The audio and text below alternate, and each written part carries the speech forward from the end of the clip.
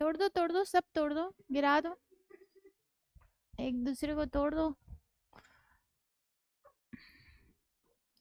चलो भाई, कहाँ थे हम? आज हमारा फंडामेंटल राइट्स जो है वो टॉपिक खत्म हो जाएगा। फैन ऑन कर देंगे थोड़ा सा, एसी तो ऑन ही है।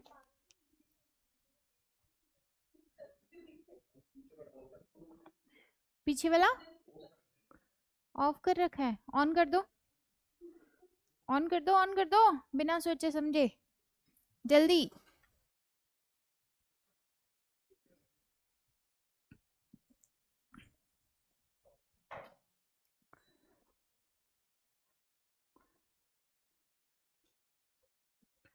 हाँ, कल की क्लास में कितना पढ़ चुके थे हम? 24 से 29। 24 क्या कह रहा था? हजार्डस फैक्ट्री, ऐसा कुछ। 2016 से पहले क्या सिनेरियो था? काम कर सकते हो, और एडोलसेंट को लेकर कोई भी क्राइटेरिया नहीं था। 2016 के बाद में prohibition and regulation amendment act prohibit है कहाँ पे? सिर्फ और सिर्फ छोटे वालों का, या सिर्फ एडोलसेंट वालों का भी? 14 से 18 वालों का भी मना है। एंड देन फिर उनको, जो उससे छोटे वाले हैं, वो तो आपके नॉन हजार्डस में भी काम नहीं कर सकते, एक्सेप्ट फैमिली बिजनेस और ऑडियो विजुअल इंडस्ट्री। और जो आपके 14 से 18 साल वाले बच्चे हैं, अडोलसेंट में जो आते हैं, किशोर जो हैं, उनके लिए क्या था कि उनको रेगुलेट किया जा सकता है नॉन हजार्डस एक्टिविटीज के अंदर। प्रोज क्या थे इस बात के? कि अडोलसेंट को रिकॉग्नाइज किया, पेनल्टी भी बढ़ा दिया, 21A के भी सिंक में है, पेरेंट्स को भी पेनल्टी के लिए बोला, पेरेंट्स को भी आप प्रोसिक्यूट कर सकते हो। और नेगेटिव पॉइंट्स क्या थे, या कंसर्न बोलेंगे, नेगेटिव पॉइंट्स नहीं। हजार्डस एक्टिविटी, कितनी फैक्ट्रियों को हजार्डस एक्टिविटी में इंक्लूड करेंगे उसकी लिस्ट कम कर दी। और अगर और कम करनी हो तो पार्लियामेंट के पास अथॉरिटी नहीं है, सिर्फ और सिर्फ गवर्नमेंट ऑफिशियल जो है वो ये काम कर सकता है। और इसके बाद में हमने देखा था वो जो फैमिली बिजनेस वाला है वो कास्ट बेस्ड वर्क है हमारी सोसाइटी के अंदर, तो उससे भी इंटरजेनरेशनल डेट जो है वो आपका क्रिएट होता रहेगा या फिर कंटिन्यू होता रहेगा। ठीक है, ये सारी दिक्कतें थी। इसका बेटर सॉल्यूशन ये था कि आप एजुकेशन प्रोवाइड करो स्टूडेंट्स को, और जो स्किल देना चाहते हो वो स्किल मास्टर, जो अपने पेरेंट्स को देना चाहते हैं वो स्किल, वो एज ए ट्यूटर बाकी सबको भी सिखाएं। क्लियर है? फिर उनमें से किसी को भी लगेगा कि आगे प्रोफेशन में इस चीज को कंटिन्यू करना है तो वो बच्चा फिर कंटिन्यू कर लेगा। 25 क्या कह रहा था? Freedom of religion. किस किस की freedom? Profess, practise, propagate. Propagate मतलब धर्म परिवर्तन करा सकते हो, फोर्सफुल नहीं करा सकते, आप प्रोपेगेट कर सकते हो। और आपके विचारों से अगर कोई हो जाए कि हाँ भाई ठीक है कन्वर्ट कर लो तो अच्छी बात है, देखो कैसे कह रहे हो। हाँ, लेकिन फोर्स कर रहे हो, पैसा दे रहे हो, कोई मतलब ब्राइब दे रहे हो, ये सारी डरा धमका रहे हो, तो वो अलाउड नहीं है। ठीक है, आर्टिकल नंबर 26, रिलीजियस अफेयर्स को मैनेज करना। ठीक है, कोई भी रिलीजियस या चैरिटेबल इंस्टीट्यूशन बना सकते हैं, उसके अफेयर्स जो है उनको मैनेज कर सकते हो। Movable and immovable property acquire कर सकते हो। नहीं रिवाइज करके है क्या? और अकॉर्डिंग टू लॉ होना चाहिए। कुछ रीजनेबल रेस्ट्रिक्शन जो 25 पे भी थे, public order, morality and health disturb नहीं होना चाहिए। 27, कभी भी आपको ये स्टेट जो है वो रिलीजन के प्रमोशन या रिलीजन को प्रोपेगेट करने के लिए टैक्स नहीं लेगा। 28, एजुकेशनल इंस्टीट्यूशन 4 टाइप के। Number 1, Holi maintained by state, क्या रिलीजियस इंस्ट्रक्शन दे सकते हो? नहीं। ठीक है, दूसरा रिकॉग्नाइज्ड, और तीसरा एडेड। ठीक है, तो इन दोनों के अंदर बट कंपलसरी नहीं बना सकते, और कोई रिलीजियस ट्रस्ट का है तो और कंपलसरी भी बना सकते हो। ये हो गया आपका 28। फिर 29, माइनॉरिटीज, ठीक है, जो माइनॉरिटीज अपनी लैंग्वेज, स्क्रिप्ट एंड कल्चर को लेके बैठे हैं उनको उसको कंजर्व रखने का पूरा अधिकार है, ठीक है, क्योंकि हमारे लिए डाइवर्सिटी का मतलब यूनिफॉर्मिटी नहीं है, हमारी डाइवर्सिटी जो है वो आपके किस, हमारी जो यूनिटी है वो किस में है, डाइवर्सिटी के अंदर ही है। क्लियर। अब आर्टिकल नंबर 30 जो है वो भी आपके माइनॉरिटीज की ही बात करता है, रिलीजियस और लिंग्विस्टिक माइनॉरिटीज। एक तो रिलीजन के बेसिस पे जो माइनॉरिटीज है और लिंग्विस्टिक बेसिस पे जो माइनॉरिटीज हैं। लिंग्विस्टिक बेसिस पे माइनॉरिटीज मतलब, एक मिनट, हाँ हाँ, कैसे?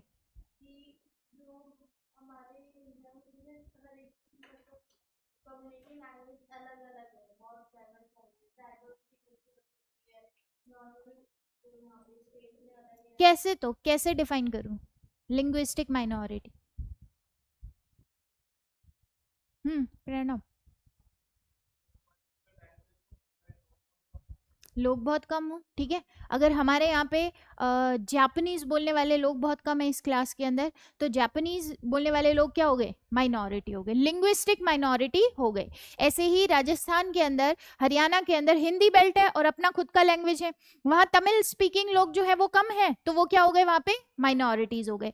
आप तमिलनाडु में जाओ, तमिलनाडु के अंदर महाराष्ट्रियन स्पीकिंग जो है, मराठी स्पीकिंग जो लोग हैं वो कम है, तो वो क्या हो गए, लिंग्विस्टिक माइनॉरिटीज हो गए। और रिलीजियस माइनॉरिटी का मतलब,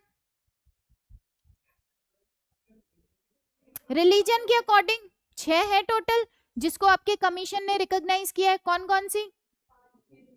Parsis, Sikhs, Buddhism, Jainism, Islam and Christian, ठीक है, हिंदू को छोड़ दो, ये सारे 6 जो है आपके रिलीजियस माइनॉरिटीज हैं। तो जो भी रिलीजियस माइनॉरिटीज हैं और लिंग्विस्टिक माइनॉरिटीज हैं, ये अपने लिए एजुकेशनल इंस्टीट्यूशन जो है वो बना सकते हैं, ठीक है, क्या बना सकते हैं, एजुकेशनल इंस्टीट्यूशन बना सकते हैं। स्टेट कभी भी इस बेसिस पे एड देने से मना नहीं करेगा कि ये पर्टिकुलर माइनॉरिटीज के एजुकेशनल इंस्टीट्यूशन है। क्लियर है? जैसे स्टेट बाकी को भी तो एड प्रोवाइड कर रहा था, सहायता दे रहा था, पैसे की हेल्प कर रहा है, तो स्टेट इसको भी क्या करेगा, हेल्प करेगा।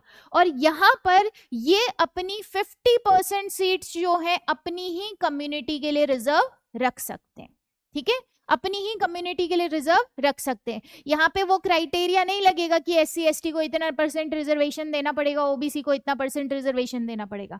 ये एजुकेशनल इंस्टीट्यूशन किनके हैं, माइनॉरिटीज के हैं, रिलीजियस माइनॉरिटी और लिंग्विस्टिक माइनॉरिटीज।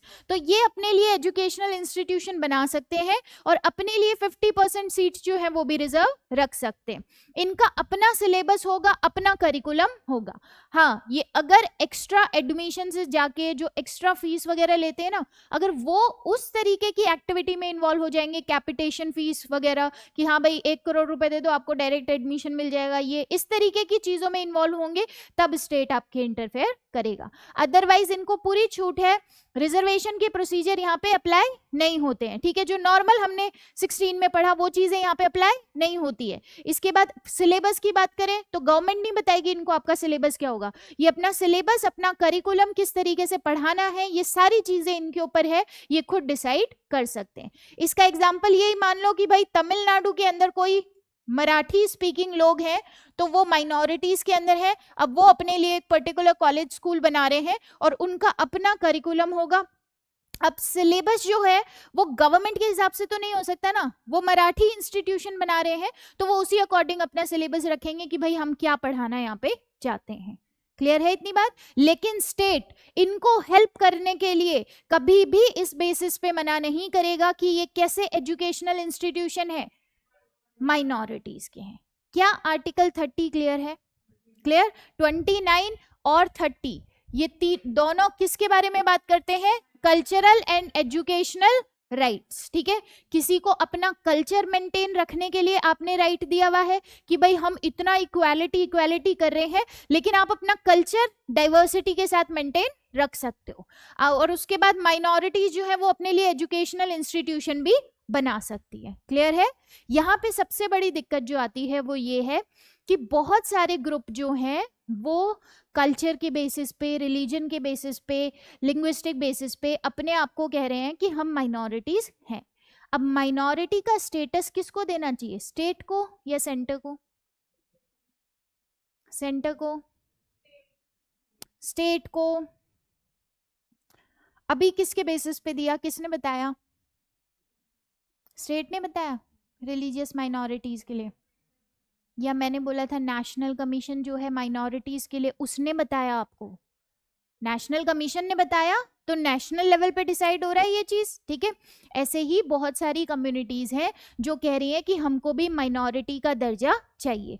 तो कोर्ट के अंदर एक केस भी पेंडिंग पड़ा है आपके, जो कि ये कह रहा है कि भाई ये जो पावर है कि किसको माइनॉरिटी का दर्जा मिलेगा, क्योंकि माइनॉरिटी को क्या कुछ स्पेसिफिक पावर्स मिली हुई है अपने एजुकेशनल इंस्टीट्यूशन बनाने की, अपने लिए सीट्स रिजर्व रखने की, अपना करिकुलम डिसाइड करने की, अपना सिलेबस डिसाइड करने की। तो इसलिए हर एक छोटा ग्रुप चाहेगा माइनॉरिटी का स्टेटस मिले, एड भी मिलेगी, सरकार से हेल्प भी मिलेगी, फंड भी मिलेगा। तो इस कंडीशन के अंदर सुप्रीम कोर्ट में एक केस पेंडिंग है जो कि कहता है कि स्टेट को ये पावर मिलनी चाहिए। माइनॉरिटी का जो ये ये क्या बोलते हैं उसको, माइनॉरिटी का जो ये डिवीजन होता है कि कौन माइनॉरिटी होगी, किसको एज अ माइनॉरिटी आप रिकॉग्नाइज करोगे, ये चीज किसके बेसिस पे होनी चाहिए, स्टेट वाइज आपके डिसाइड होनी चाहिए। क्लियर है? ये क्या होता है? हाँ,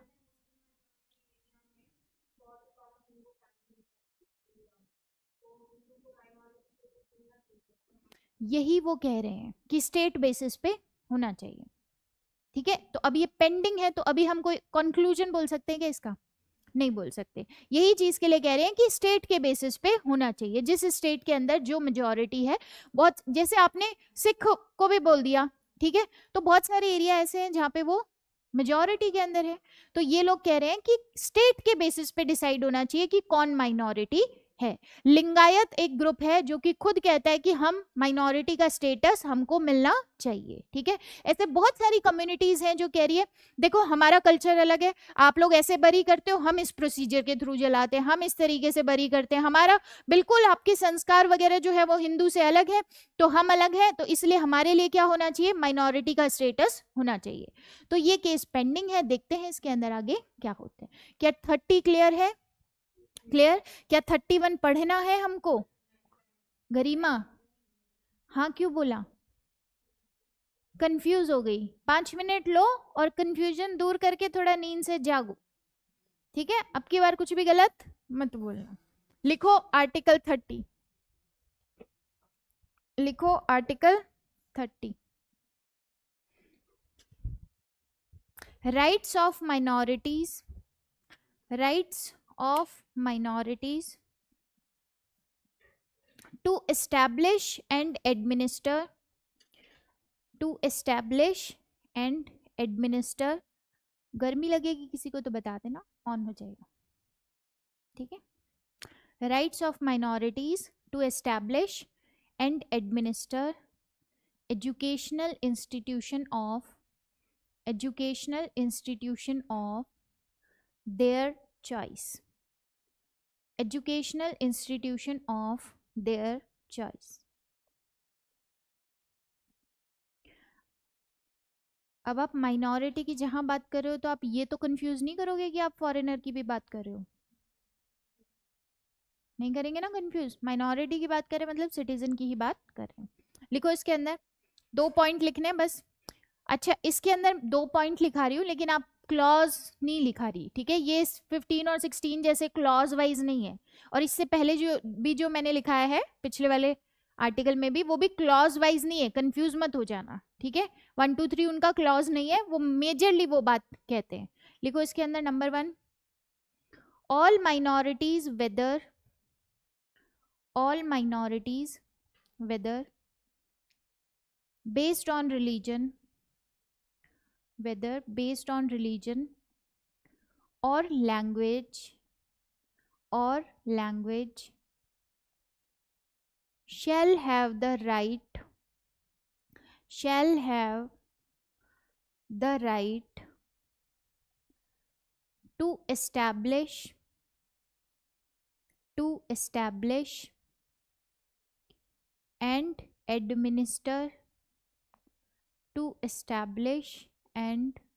administer educational institutions of their choice. Educational institutions of their choice. Next point.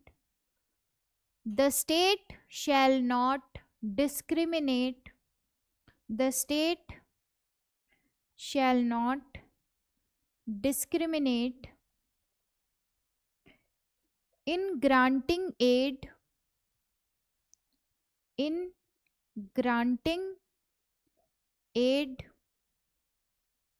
to the educational institution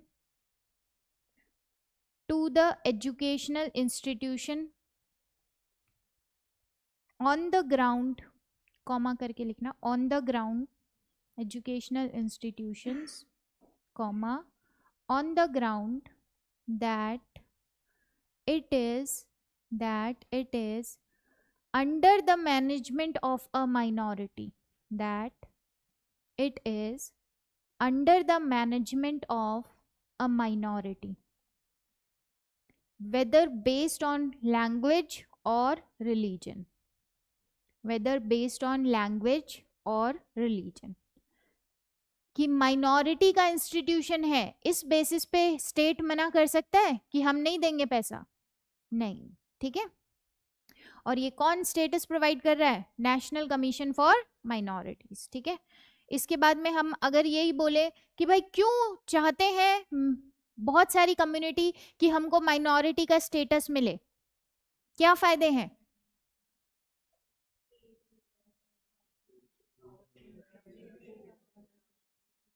ठीक है, राइट टू प्रॉपर्टी भी इंटैक्ट है। अगर आप पूरे सारे फंडामेंटल राइट्स को देखो तो राइट टू प्रॉपर्टी भी, ये अपना एजुकेशनल इंस्टीट्यूशन बना सकते हैं, उसको मैनेज कर सकते हैं, उस प्रॉपर्टी को भी रख सकते हैं, ठीक है। तो इतना बड़ा राइट भी मिल रहा है, तो इसलिए क्या कहा जा रहा है कि स्टेट के बेसिस पे आपके डिसाइड होना चाहिए। आपको क्या लगता है, होना चाहिए क्या? नहीं मैम, यस मैम वाली बताए क्यों, और नहीं मैम वाले क्यों?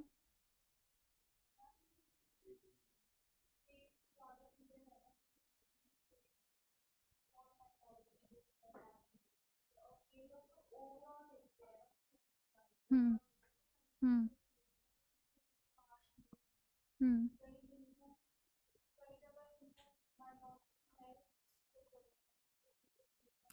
उनको भी देखना चाहिए। हाँ, हम बताएं क्यों नहीं।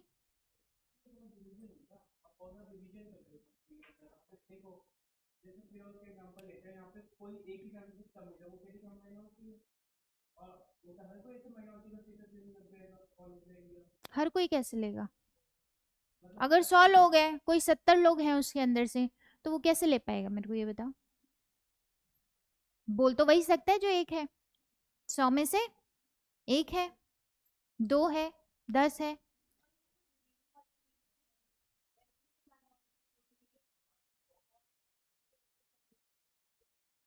हाँ, अपने आप को काउंटर तो करो, बोलो तो सही। आगे चुप क्यों हो गए? तुम्हारी बोलती क्यों बंद हो गई? पॉइंट सोचो, सोच के बोलो। डिवीजन कैसे हो जाएगा? बेटर एडमिनिस्ट्रेशन नहीं होगा? बेटर तरीके से जो कि रिक्वायरमेंट है, जिस पर्टिकुलर कम्युनिटी की जो रिक्वायरमेंट है, क्या वो बेटर तरीके से हैंडल नहीं कर पाएंगे? स्टेट वाइज होगा तो सोच के बताना और क्या प्रॉब्लम है, ठीक है। क्यों नहीं बोला हमने, ठीक है। चलो, आर्टिकल नंबर 31 पढ़ना है क्या हमको?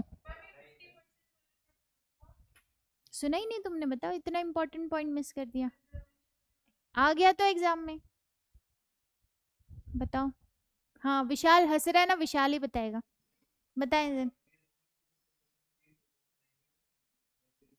और मुझे लगा नहीं था ये लड़का सुनता भी है। मतलब मेरे को उम्मीद नहीं थी, लेकिन उसने जवाब बता दिया। 50% सीट्स वो अपने लिए रिजर्व रख सकते हैं, ठीक है। क्लियर है? माइनॉरिटी वाले एजुकेशनल इंस्टीट्यूशन के अंदर 50% सीट्स जो है वो अपने लिए रिजर्व रख सकते हैं। आप ये नहीं बोल सकते कि क्यों 50% जनता आपकी है इसके अंदर। क्लियर है? वो कर सकते हैं वैसा। अब हम आते हैं आर्टिकल 31 तो हटा ही दिया था हमने 44th कॉन्स्टिट्यूशन अमेंडमेंट से। अब हम आते हैं कौन से आर्टिकल पे, that is article number 32। Article number 32 किसकी बात करता है, कॉन्स्टिट्यूशनल रेमेडीज की बात करता है, ठीक है। मेजरली आर्टिकल नंबर 32 जो कह रहा है वो ये कह रहा है कि अगर आपके फंडामेंटल राइट्स जो हैं वो कोई वायलेट करता है तो आप कहाँ जा सकते हो, सुप्रीम कोर्ट जा सकते हो। क्या सिर्फ सुप्रीम कोर्ट जा सकते हो या हाई कोर्ट भी जा सकते हो, हाई कोर्ट भी जा सकते हो। तो क्या मैं यहाँ हाई कोर्ट भी लिख दूं,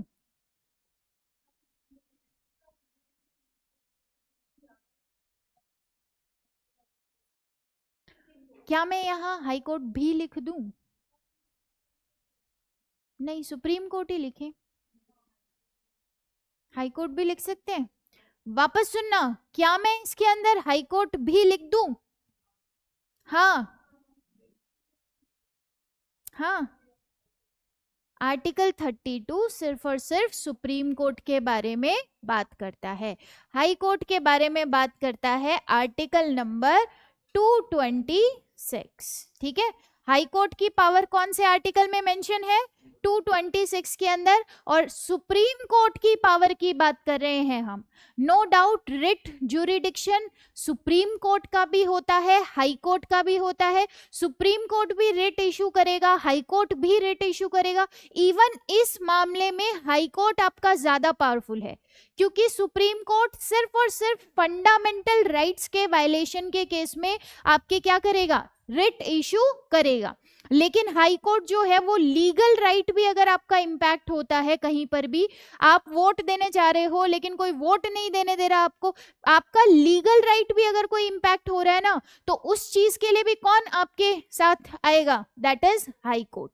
तो किसका ज्यूरिडिक्शन रिट के मामले में ज्यादा ब्रॉड है, हाई कोर्ट का, क्लियर है। लेकिन आर्टिकल 32 किसकी बात करता है, सिर्फ और सिर्फ सुप्रीम कोर्ट की। लिखो इसके अंदर हेडिंग डालो, right to constitutional remedies, right to constitutional remedies. और ये इंपॉर्टेंट है पूरा आर्टिकल, क्यों,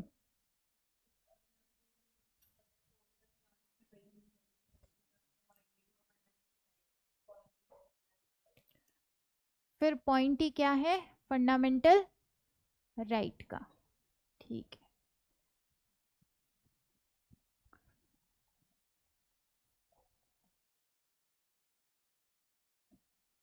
अब हम कुछ अजीबोगरीब से नाम देखने वाले हैं, ठीक है।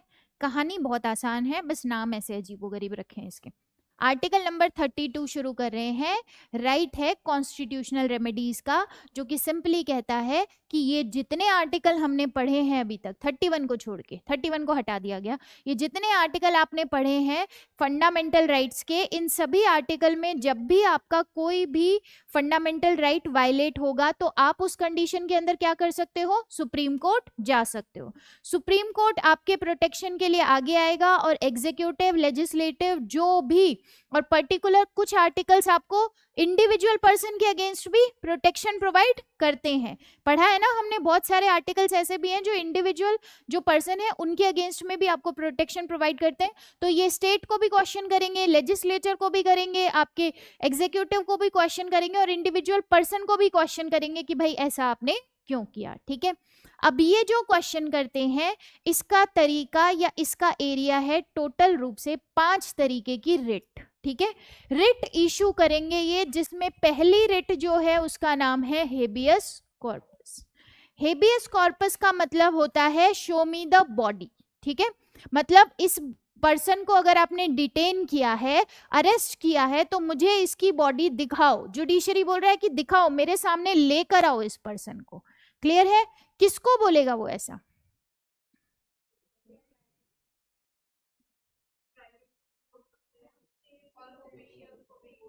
और ऑफिशियल्स को भी बोल सकते हैं। एक तो दो एंटिटी की मैं बात कर रही हूं, अगर आपका फंडामेंटल राइट जो है वो वायलेट करने वाला इफ स्टेट है, कौन है, यहां तक दिखेगा या नहीं दिखेगा हमको, दिख रहा है सबको। अगर स्टेट है, स्टेट का मतलब राज्य, और स्टेट का मतलब क्या होगा, कौन सा आर्टिकल बताता है, आर्टिकल 12 में क्लियर है, स्टेट का मतलब ये सारी चीजें हैं। तो या तो स्टेट ने आपका फंडामेंटल राइट जो है वायलेट किया है, या फिर एक पर्सन ने, इंडिविजुअल पर्सन जो है, नॉन स्टेट एंटिटी आप इसको बोल सकते हो, इसने आपका फंडामेंटल राइट वायलेट किया है। क्लियर? स्टेट कैसे वायलेट कर सकता है? किसी को गलत तरीके से डिटेन कर लेना या अरेस्ट कर लेना। गलत तरीके से डिटेन कर लिया, अरेस्ट कर लिया। मैं आपको यहाँ पे पढ़ा रही थी और मुझे ही पुलिस ने आके पकड़ के यहाँ पे और ले गई, ठीक है, ना कारण बताया ना कुछ और, कुछ भी नहीं। कुछ रूल्स एंड रेगुलेशन होते हैं, कुछ फॉलो नहीं किए, बस उठा के ले गए, ठीक है। अब उठा के ले गए तो कोई पर्सन उनको जाके बताएगा, इतना तेज आवाज, मेरे को चुप करा दिया तुमने। हाँ, कोई पर्सन उनको जाके जब बता रहा है कि भाई हाँ इनको गलत तरीके से ले गए हैं, तो जुडिशरी कह रही है, सुप्रीम कोर्ट कह रहा है हेबियस कॉर्पस इशू कर रहा हूं, इसका मतलब मेरे को लेकर आओ मेरे सामने ये पर्सन कहाँ है। अदरवाइज तो पुलिस कब पकड़ के ले जाएगी, कब पुलिस जो है अपना काम कर देगी, देन उसके बाद वो पर्सन वहां से गायब। समझ आ रहा है? तो हेबियस कॉर्पस आपके जो है सुप्रीम कोर्ट वो इशू करता है कि मुझे दिखाओ, ये पर्सन मुझे अपने सामने डायरेक्टली यहाँ पे देखना है, तो आप जो भी है यहाँ पर लेकर आओ उसको। क्लियर है? अगर नॉन स्टेट एंटिटी किसी को, किसी के घर वालों ने कमरे में बंद कर दिया, ठीक है, और काफी दिन हो गए, उसके दोस्तों को पता चला कि भाई हाँ इसको नहीं निकलने दे रहे, इसको पर्टिकुलर रीजन से नहीं निकलने दे रहे, तो तब भी आपके नॉन स्टेट एंटिटी को भी सुप्रीम कोर्ट इशू कर सकता है हेबियस कॉर्पस। ठीक है, हेबियस कॉर्पस। अब बताओ जरा कौन जाएगा यहाँ पर, इनके बिहाफ के ऊपर कौन कोर्ट जाएगा? फ्रेंड्स, रिलेटिव्स, कोई भी जा सकता है, क्योंकि अगर मेरे को उठा के लेके गए तो मैं तो जेल में हूं अभी, तो आप में से कोई तो एक जाएगा, गुड स्पिरिटेड पर्सन कोई तो। मैं जाऊंगी, तुम तो क्लास में ही नहीं आती रेगुलर, कहाँ से जाओगी? तुमको कैसे पता चलेगा? जिस दिन तुम एब्सेंट हो उसी दिन ये मेरा डिटेन कर लिया गया, वो भी आर्बिट्रेरली, मनमाने तरीके से। आप पकड़े जाओगे? अरे तो मेरे बिहाफ पे कोई तो कोर्ट जाएगा, किसी को तो जाना पड़ेगा। मैं थोड़े ना कोर्ट में, मैं थोड़े ना जेल में से चिल्लाऊंगी सुप्रीम कोर्ट देखो हेबियस कॉर्पस इशू कर दो, नहीं होगा ना मेरे पास, फोन वोन थोड़ी ले जाने देंगे वो मेरे को। समझ आ रहा है? एक टर्मिनोलॉजी समझना यहाँ पे, लोकस स्टैंडाई। लोकस स्टैंडाई, लोकस स्टैंडाई का मतलब होता है आपके कि जो पर्सन के राइट्स आपके इम्पैक्ट हुए हैं वही पर्सन जो है कहाँ जा रहा है, कोर्ट के पास अप्रोच कर रहा है। मुझे आपने थप्पड़ मारा, मुझे आपने चाकू मारा, जो भी है, मैं हूं वो पर्सन जो कि अभी पीड़ित हूं और मैं ही कोर्ट के पास जा रही हूं, दैट इज लोकस स्टैंडाई। जो एग्रीव्ड पर्सन है वही अप्रोच करेगा कोर्ट को। लेकिन यहाँ पे कोई भी कर सकता है क्या? कोई भी कर सकता है, क्योंकि वो पर्टिकुलर पर्सन तो जेल में बंद है, उसके बिहाफ पे कोई भी कर सकता है। इसका मतलब लोकस स्टैंडाई यहाँ पे अप्लाई नहीं होता। ठीक है, locus स्टैंडाई does not apply. Apply होगा क्या यहाँ पे? नहीं होगा। क्या पहली नंबर की रेट क्लियर है हमको? देख गरिमा, हाँ बताओ।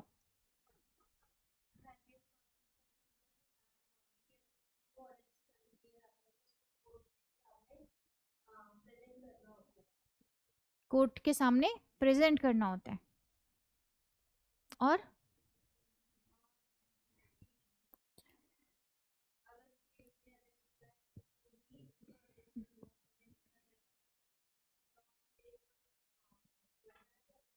तो उसको भी बोल देंगे show me the body. Clear? Judiciary उसको भी ये इंस्ट्रक्शन दे देगी, लिखो इसको।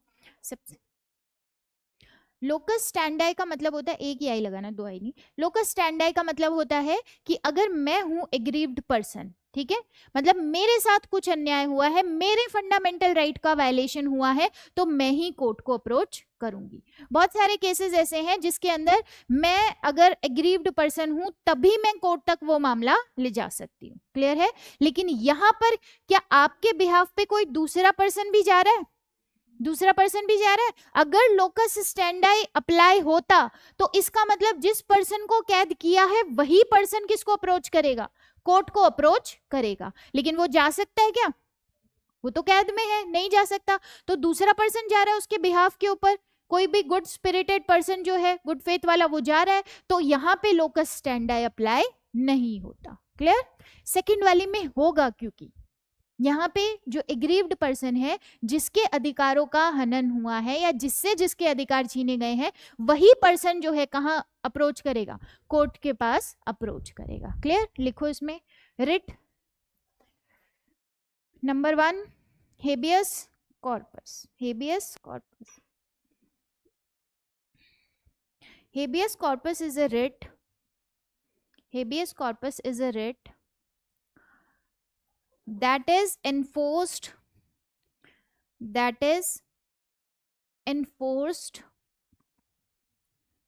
to protect the fundamental right, to protect the fundamental right to liberty of an individual, to liberty of an individual against unlawful detention, against unlawful detention.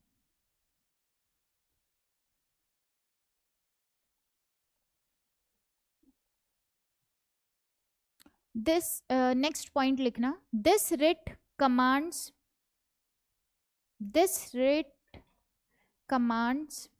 a detained person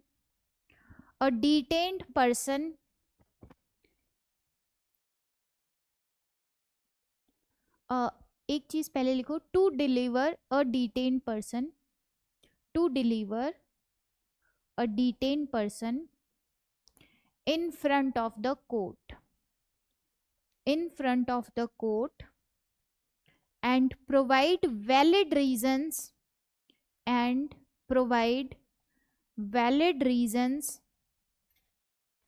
for the detention, provide valid reasons for the detention.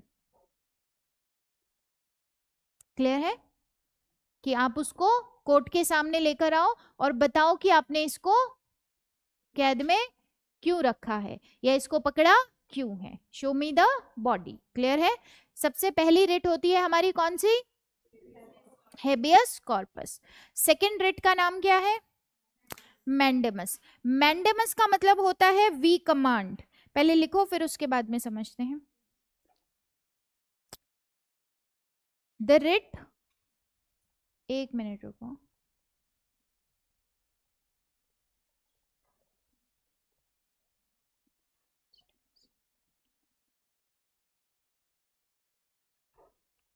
the writ of mandamus is issued, the writ of mandamus is issued to a subordinate court, to a subordinate court, and government officer, an officer of government, जो भी लिखना चाहो, government officer या an officer of government, to a subordinate court, a government officer, or a corporation or other institution, or a corporation or other institution,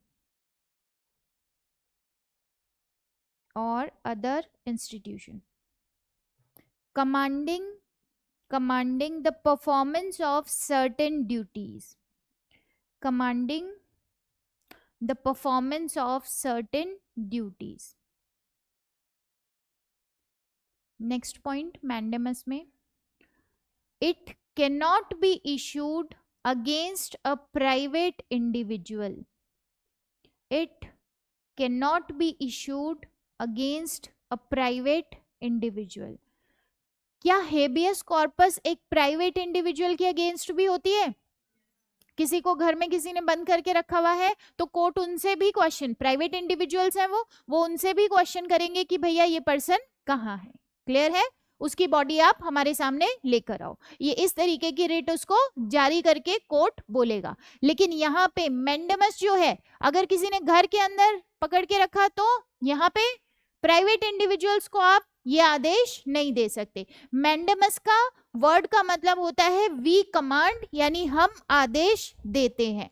अब देखना mandamus के अंदर जो एग्जाम्पल आप समझोगे, यहाँ पे लोकस स्टैंडाई अप्लाई होगा या नहीं? बिल्कुल होगा। ठीक है, आपने लाइन में क्या लिखा? स्टेट के अगेंस्ट। अंडर आर्टिकल 12 में जो स्टेट होता है वो सारे मतलब आपने लिखे हैं कि जुडिशरी की भी बात कर ली आपने, सबऑर्डिनेट कोर्ट की भी बात कर ली आपने, गवर्नमेंट ऑफिसर की भी बात कर दी, कंपनी कॉर्पोरेशन की भी बात कर दी। ठीक है, ऑल लोकल अथॉरिटीज, ऐसा सब देखा था ना हमने, अदर अथॉरिटीज वगैरह। तो अंडर आर्टिकल 12 आपके जो स्टेट है उसके अगेंस्ट में ये रिट इशू हो रही है, लेकिन सिर्फ और सिर्फ किसको? पब्लिक को, नॉट प्राइवेट इंडिविजुअल।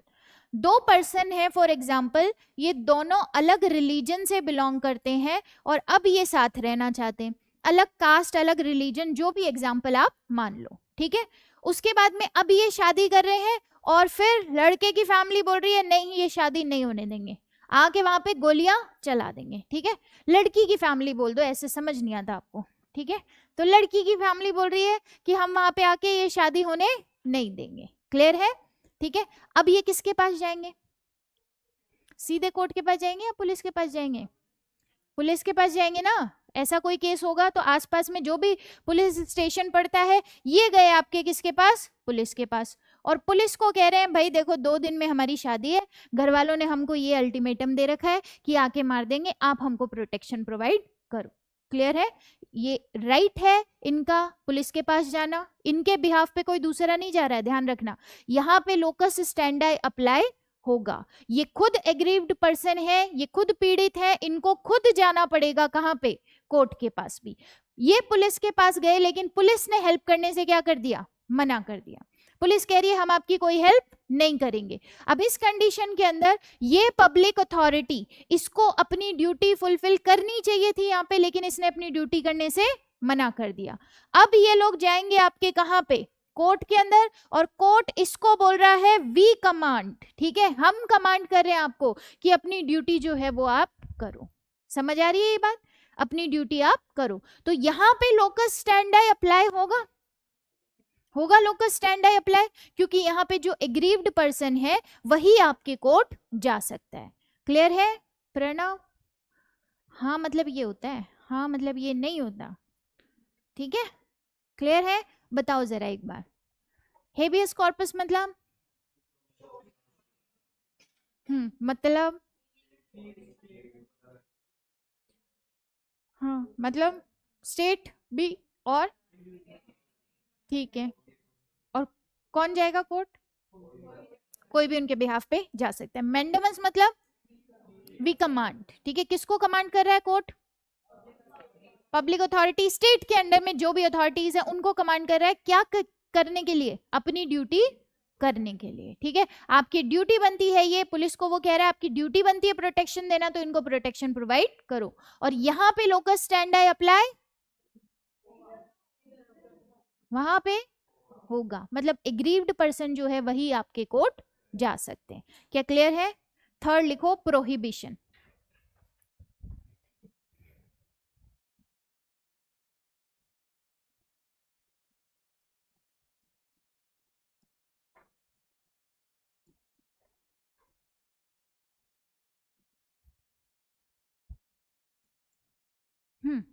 क्या लग रहा है नाम से? पहले लिखो फिर बताते हैं। It is issued by a higher court. It is issued by a higher court to a lower court, to a lower court to enforce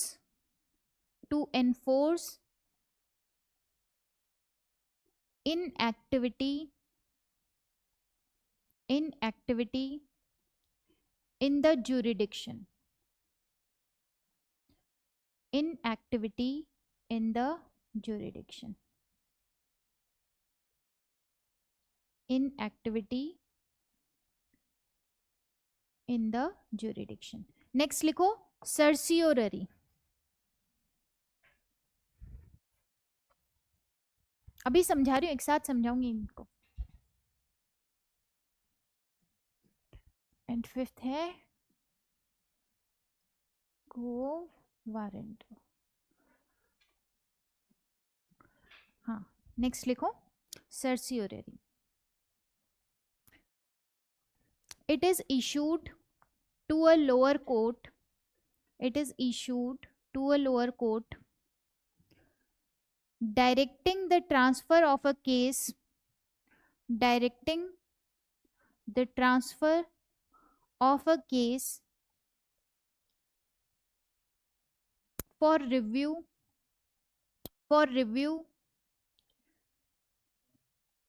transfer of a case for review, usually to overrule the judgment, usually to overrule the judgment of the lower court, of the lower court.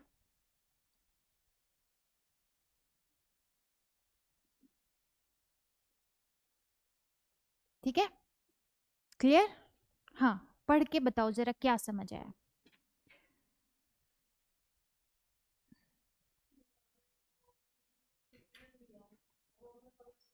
कौन सा बता रही हो, prohibition या सर्सियोररी? ठीक है, बताओ।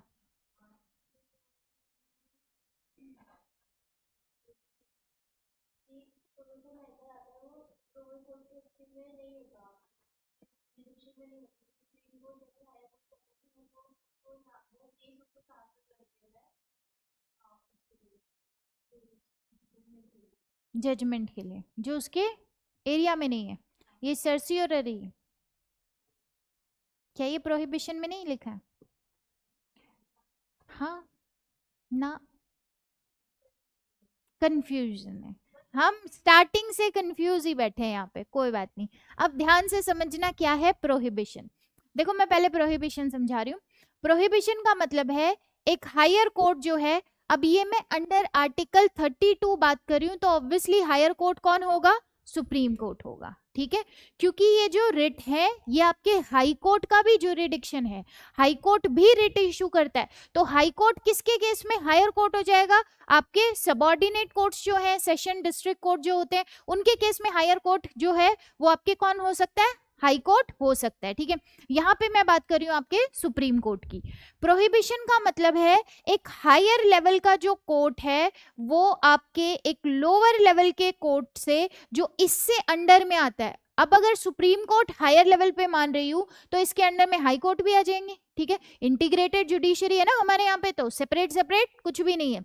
तो सुप्रीम कोर्ट, हाई कोर्ट, उसके नीचे बात करें तो डिस्ट्रिक्ट एंड सेशन कोर्ट आ जाएंगे, उसके नीचे और बहुत सारे कोर्ट आपके सबऑर्डिनेट जुडिशरी के अंदर है। तो ये इस कोर्ट को ऑर्डर कर रहा है या बोल रहा है कि ये जो मामला है आपके मतलब का नहीं है, आपके ज्यूरिडिक्शन में ये चीज नहीं आती, तो आप इसको अभी के अभी रोक दो, आप रुक जाओ यहाँ पे। इसलिए इसको क्या कर रहा है? ये प्रोहिबिट कर रहा है जजमेंट देने से। क्या ये बात समझ में आ रहा है? प्रोहिबिट कर रहा है जजमेंट देने से। इसमें एक एग्जाम्पल जो हम पढ़ते हैं दैट इज, अगर मैं एडमिनिस्ट्रेटिव, सेंट्रल एडमिनिस्ट्रेटिव ट्राइब्यूनल की बात करूं। देखो ट्राइब्यूनल का मतलब क्या होता है? क्वासी जुडिशियल बॉडी होती है, ठीक है।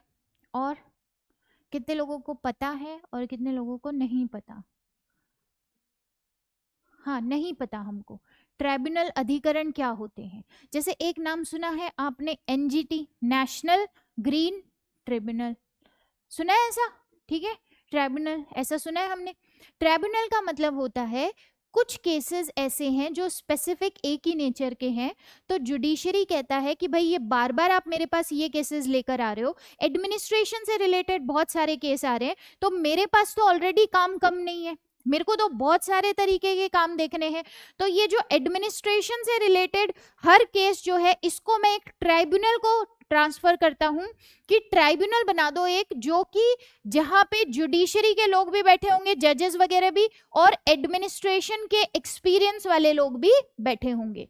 क्योंकि जब किसी मामले में एडमिनिस्ट्रेशन से रिलेटेड कोई भी इश्यू फंस रहा है, तो क्या उसका एक्सपीरियंस वाला पर्सन चाहिएगा आपको? बताने के लिए कि भाई इसमें क्या लॉ है, क्या इसका कानूनी काम कैसे होता है, कैसे नहीं होता है, ये चीज ठीक है, हमारे वाले लॉ के अंदर ये प्रॉब्लम है, ये है। कोई स्पेशलिस्ट पर्सन चाहिए जो एडमिनिस्ट्रेशन के बारे में जानकारी रखता हो। तो इस ट्राइब्यूनल के अंदर जुडिशरी के लोग भी होते हैं और आपके स्पेशलिस्ट पर्सन भी होते हैं। जैसे एक ट्राइब्यूनल है नेशनल ग्रीन ट्राइब्यूनल, ये एनवायरमेंट को लेकर है। तो यहाँ पे आपके जुडिशरी के भी लोग हैं, यहाँ पे जो जजेस हैं जो फैसला सुनाएंगे जब भी कोई मामला इसके पास जाएगा, प्लस स्पेशलिस्ट भी हैं जो कि पोल्यूशन को समझते हैं। समझ आ रही है ये बात? अगर पोल्यूशन से रिलेटेड मामला होगा, air pollution, water pollution, biodiversity degradation, कोई भी मामला होगा, सुप्रीम कोर्ट के पास जाएगा, हाई कोर्ट के पास जाएगा। उस कंडीशन के अंदर क्या कोर्ट वाले लोग ये एबल हैं बायोडाइवर्सिटी को समझने के लिए? या एक पर्सन जिसने अपनी जिंदगी का 5 साल दिया है वो रिसर्च कर रहा है उस सेक्टर के अंदर कि भैया यहाँ का पानी में क्या प्रॉब्लम है, इधर की बायोडाइवर्सिटी में क्या दिक्कत है, तो वो स्पेशलिस्ट की रिक्वायरमेंट हमको होगी। समझ आ रहा है? तो उस केस के अंदर बनाए जाते हैं आपके ट्राइब्यूनल। अब नॉर्मली आईएएस ऑफिसर, आप आईएएस बन गए, आपके साथ कोई इशू हुआ, आप गए सेंट्रल एडमिनिस्ट्रेटिव ट्राइब्यूनल के पास, ये एडमिनिस्ट्रेशन से रिलेटेड जितने भी मामले होते हैं उनकी सुनवाई करता है। क्लियर? अब ये पर्सन या ये सीएटी जो है सुन ही नहीं रहा आपको, और आपका मामला एडमिनिस्ट्रेशन से रिलेटेड ना होकर कर बाकी किसी चीज से रिलेटेड है, लेकिन ये सीएटी जो है उस बात को पूरा अच्छे से सुन नहीं रहा। तो अब इस कंडीशन के अंदर आप कहाँ जाओगे? ये आप आईएएस ऑफिसर हो, आप किसके पास जाओगे? सुप्रीम कोर्ट के पास जाओगे। सुप्रीम कोर्ट एक जुडिशियल बॉडी को भी बता सकता है और एक क्वासी जुडिशियल बॉडी को भी रोक सकता है काम करने से। क्लियर है? अब सुप्रीम कोर्ट बोलेगा कि बस मत सुनो, हम सुन लेंगे, हम देख लेंगे जो भी काम है, आप अभी इसी टाइम जो है वो रुक जाओ। उसको प्रोहिबिट कर दिया कि आपको काम आगे प्रोसीड करने की जरूरत नहीं है। क्लियर है इतनी बात? आपको काम आगे प्रोसीड करने की जरूरत नहीं है। सर्सियोररी के अंदर क्या होता है कि ये जो केस इस लेकर गए थे सीएटी के पास, अब सीएटी ने कोई फैसला भी इसको सुना दिया कि आप सस्पेंड होते हो 2 साल तक के लिए, ये फैसला भी सुना दिया। प्रोहिबिशन के अंदर तो फैसला सुनाया नहीं था, उससे पहले कोर्ट ने क्या कर लिया, अपने पे ट्रांसफर कर लिया कि आप रुक जाओ, आप मत करो, आपके जुरिडिक्शन का मामला ये नहीं है। ठीक है? सेकंड कंडीशन के अंदर सीएटी ने फैसला सुना दिया कि आपको 2 साल के लिए सस्पेंड किया है, तब आप कोर्ट गए हो, सर्सियोररी के अंदर सुप्रीम कोर्ट के पास गए हो, और सुप्रीम कोर्ट कह रहा है वी सर्टिफाई, हम सर्टिफाई करते हैं कि ये जो फैसला इसने सुनाया है ये एप्लीकेबल नहीं रहेगा। क्या ये बात समझ में आई? दोनों ही कंडीशन में हायर कोर्ट लोअर कोर्ट को काम करने से मना कर रहा है। एक इसलिए मना कर रहा है क्योंकि आपके जुरिडिक्शन से बाहर का एरिया है, एक इसलिए मना कर रहा है क्योंकि हम उसका रिव्यू करना चाहते हैं। ठीक है? वहां पे उसके फैसले को बोल रहा है वी सर्टिफाई की एप्लीकेबल नहीं होगा, ये इफेक्ट में नहीं आएगा, इसका मतलब हम अभी इस केस को रिव्यू करना चाहते हैं। क्या दोनों बातें समझ में आई या नहीं आई? आ गई? और लास्ट लिखो क्वो warranto.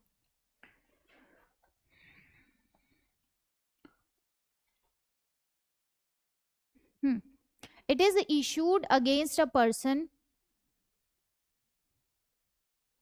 It is issued against a person who claims a public office, who claims a public office, a public office. In this, the court inquires, in this, the court inquires by which authority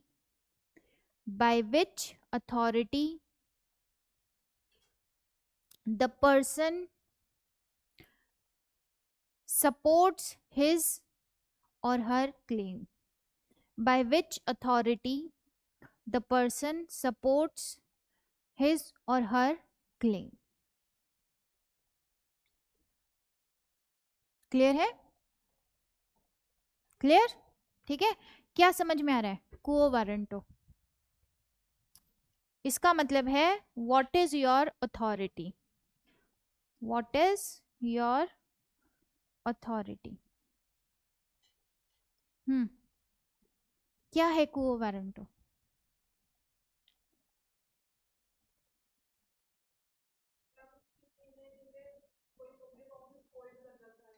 हम्म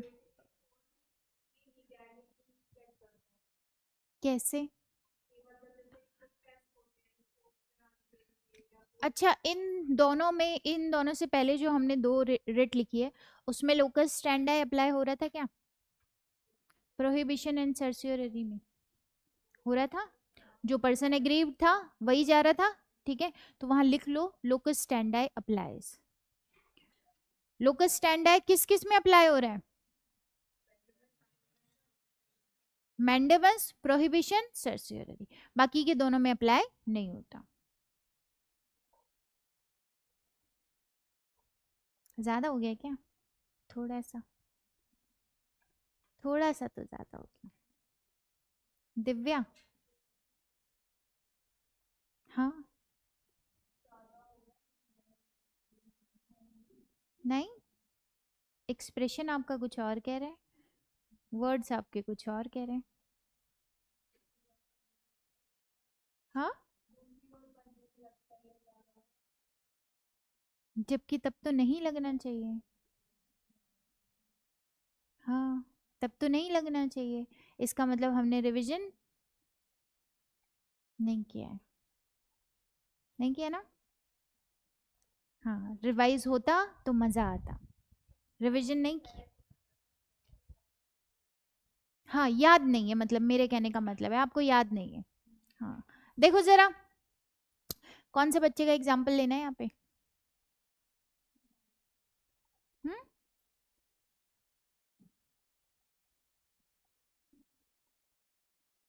ये घर बनाया मैंने, और ये एक महल बनाया, ठीक है।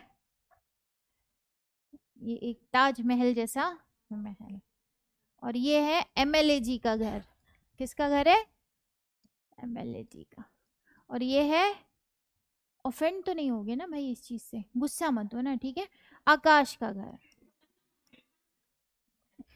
इतना क्यों हंसे? और गरिमा का घर, गरिमा ज्यादा हंसी, ठीक है। कोई भी एक बच्चा इमेजिन कर लो, ये आपका घर है, एक ही बच्चा ले लो, दो का क्या करोगे। और ये एमएलए साहब का घर है। आकाश गांव में रह रहा था, नॉर्मल लाइफ थी उसकी, ठीक है। और उसके साथ एक दोस्त और था, जो कि किसका बेटा था? एमएलए का बेटा था, ठीक है। ये आकाश है, और ये एमएलए का बेटा है। आकाश इसके साथ खेलता भी था, सारी चीजें, स्कूल भी साथ जाते थे। और आकाश को इतना पता है कि मैं तो 10th में पास हो गया था, ये लड़का 10th में फेल था, ठीक है। आकाश को इतना अच्छे से पता है। उसके बाद ये कहीं गायब हो गया, और ये गायब होने के बाद में मतलब मिला नहीं काफी टाइम तक। लेकिन जब भी इसके आसपास के लोगों से आकाश की बात हुई, तो आकाश ने यही बोला, मतलब इन लोगों ने यही बताया इसको कि हाँ वो 10th में फेल था, उसके बाद उसने पढ़ाई छोड़ दी, ठीक है। अब एक दिन आकाश जो है गांव से कहाँ पे आता है? शहर के अंदर आता है। और शहर में सबसे पहले तो मॉल वगैरह घूमता है, अच्छा जाके इधर उधर खाना पीना खा पी के, फिर उसके बाद में उसको काम पड़ता है एसबीआई बैंक में जाने का, ठीक है। ये बैंक में जाता है, और बैंक में जाने के बाद में वहां पे जिस मैनेजर को ये देखता है, वो पर्सन कौन था? एमएलए का बेटा, ठीक है। अब ये पूरे गांव में सबसे पूछता है कि मेरे को तो ये ध्यान था कि उसका 10th पास नहीं हुआ, ऐसा कुछ ध्यान था, उसके पास बाद में पढ़ाई लिखाई की थी उसने। तो इसको थोड़ा सा ऐसे लगा कि नहीं, ये शायद कुछ प्रॉब्लमैटिक हो सकता है। अब ये भी हो सकता है कि इतने सारे बैकग्राउंड के अंदर कि भाई उसने पढ़ाई लिखाई कर ली हो, 10th हो गया, 12th हो गया, ग्रेजुएशन हो गई, एसबीआई पीओ का निकला, और फिर भाई सिलेक्ट हो गया, बंदा वहां बैठा है। लेकिन फिर भी आकाश को भरोसा नहीं हो रहा था, तो ये फिर से गाँव गया। सारी चीजें इसने जैसे पिक्चरों में पता लगाते हैं, इसके घर में गया, सब पता लगाया कि ये कहाँ था इतने टाइम तक, ऐसे वैसे। तो ये घर में ही छुप के बैठा था, कहीं गया नहीं था, ठीक है। क्या इसकी अथॉरिटी है इस पोस्ट पे बैठने की? नहीं। तो अब आकाश कहाँ जाएगा? कहाँ जाएगा? सुप्रीम कोर्ट, क्योंकि आकाश भी तो एसबीआई के लिए प्रिपेयर कर रहा है। तो ये इतना आसानी से छोड़ देगा क्या इसको? नहीं। तो अब ये जाएगा सुप्रीम कोर्ट, और सुप्रीम कोर्ट किससे क्वेश्चन पूछने वाला है? इस पब्लिक ऑफिसर से क्वेश्चन पूछने वाला है कि आपकी अथॉरिटी क्या है यहाँ पर बैठने की। इसका पूरा रिक्रूटमेंट चेक किया जाएगा। किसी के लिए कोई पर्टिकुलर क्वालिफिकेशन थी और वो क्वालिफिकेशन नहीं होल्ड करता वो, तो उससे पूछेगा कोर्ट कि आप इस पब्लिक ऑफिस को होल्ड कर रहे हो किस बेसिस पे। क्या बात समझ में आई? किस बेसिस पे। अब ये चीज क्या कोर्ट एक प्राइवेट सेक्टर के अंदर पूछ सकता है क्या? प्राइवेट सेक्टर के अंदर एप्लीकेबल होगा क्या ये चीज? नहीं होगा। क्लियर है? ये बात समझ में आ गई? तो को वारंटो का मतलब है व्हाट इज योर अथॉरिटी। और ये क्वेश्चन कौन पूछ रहा है आपसे? सुप्रीम कोर्ट पूछ रहा है। किससे पूछ रहा है? कोई पब्लिक ऑफिसर से पूछ रहा है जो कि आपके किसी पर्टिकुलर पोस्ट को क्लेम कर रहा है। क्या ये पीओ की पोस्ट क्लेम कर रहा है कि हाँ भाई मैं हूं एसबीआई पीओ? कर रहा है ये, ठीक है। तो यहाँ पे इससे क्वेश्चन किया जा रहा है। क्या इसके बिहाफ पे कोई दूसरा पर्सन कोर्ट गया था? तो इसका मतलब लोकस स्टैंडी अप्लाई नहीं होता। अगर लोकस स्टैंडी अप्लाई होता तो जो पर्सन एग्रीव्ड होता वही आपके क्या करता? कोर्ट को अप्रोच करता। लेकिन यहाँ पे तो इसकी शिकायत कोई भी कर सकता है। आकाश ना करे, कोई दूसरा कर दे जिसको शक हो जाए कि इसके पास शायद क्वालिफिकेशन है भी या नहीं। समझ आ रहा है ये चीज? उनको लग जाए एमएलए का बेटा है इसलिए इसको नौकरी मिली है, ऐसा ऐसा तो लग नहीं रहा कि इसके पास क्वालिफिकेशन है या ये सारी डिग्री होल्ड करता है। समझ आ रही है ना? तो लोकस स्टैंडी यहाँ पे अप्लाई नहीं होता। लिख लो इस चीज को।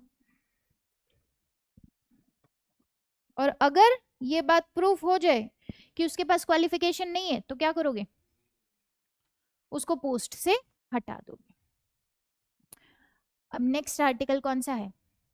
33।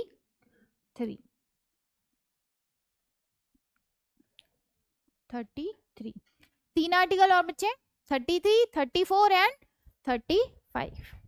ये इंडिविजुअली हैं, किसी ग्रुप के अंदर नहीं आएंगे। Article 33, article 34 and article 35। हाँ लिखो पहले 33 के अंदर। Power of parliament, power of parliament to modify the rights, power of parliament to modify the rights। अब ABCD करके लिखना है। ए member of armed forces, member of armed forces। B member of the forces, member of the forces charged with the maintenance of, members of the forces charged with the maintenance of law and order, with the maintenance of law and order। क्या police law and order को maintain करने का काम करती है? करती है। Police, paramilitary, ये सब जो लोग हैं लॉ एंड ऑर्डर को मेंटेन करने का काम करते हैं। See intelligence and counter intelligence agencies, intelligence and counter intelligence agencies. And the persons working in telecommunication system, persons working in telecommunication system, telecommunication systems। ठीक है, बताओ जरा क्या समझ आया?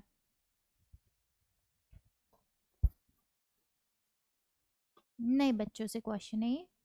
हाँ गरिमा,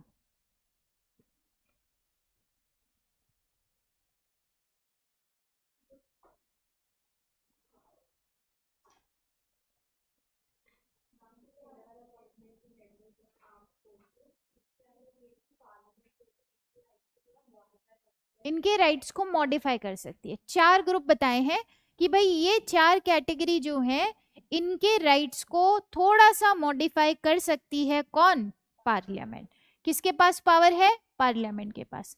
आर्म्ड फोर्सेस, ठीक है, आर्म्ड फोर्सेस वाले लोग, पुलिस वाले लोग, लॉ एंड ऑर्डर मेंटेन करने वाले लोग, इंटेलिजेंस रॉ हो गया, रिसर्च एंड एनालिसिस विंग सुना होगा ना, रॉ, ये सब आईबी इंटेलिजेंस ब्यूरो हो गया, इसमें जो काम कर रहे हैं, प्लस टेलीकम्युनिकेशन सेक्टर में जो काम कर रहे हैं, इनसे इनके फंडामेंटल राइट्स जो है उसको मॉडिफाई किया जा सकता है। आपके फंडामेंटल राइट को मॉडिफाई किया जा सकता है क्या? नहीं, लेकिन इनके फंडामेंटल राइट को मॉडिफाई कर सकता है कौन? पार्लियामेंट। क्यों इनके साथ ऐसा?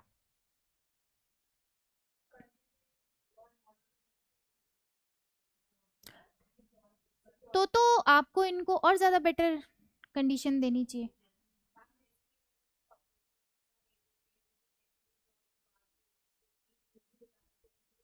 जो कि नहीं बतानी चाहिए तो दिक्कत हो जाएगी।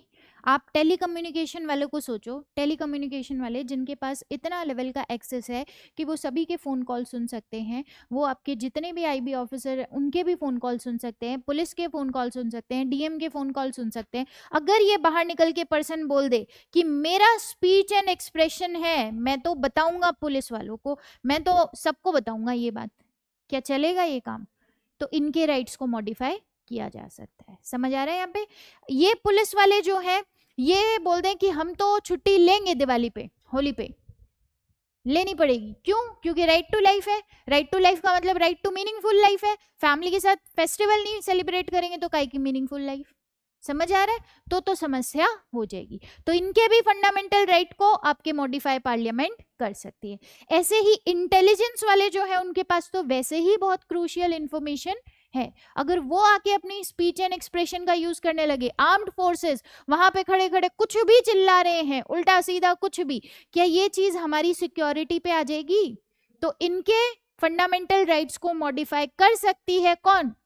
पार्लियामेंट। क्लियर है? ये कहता है आपके आर्टिकल नंबर 33।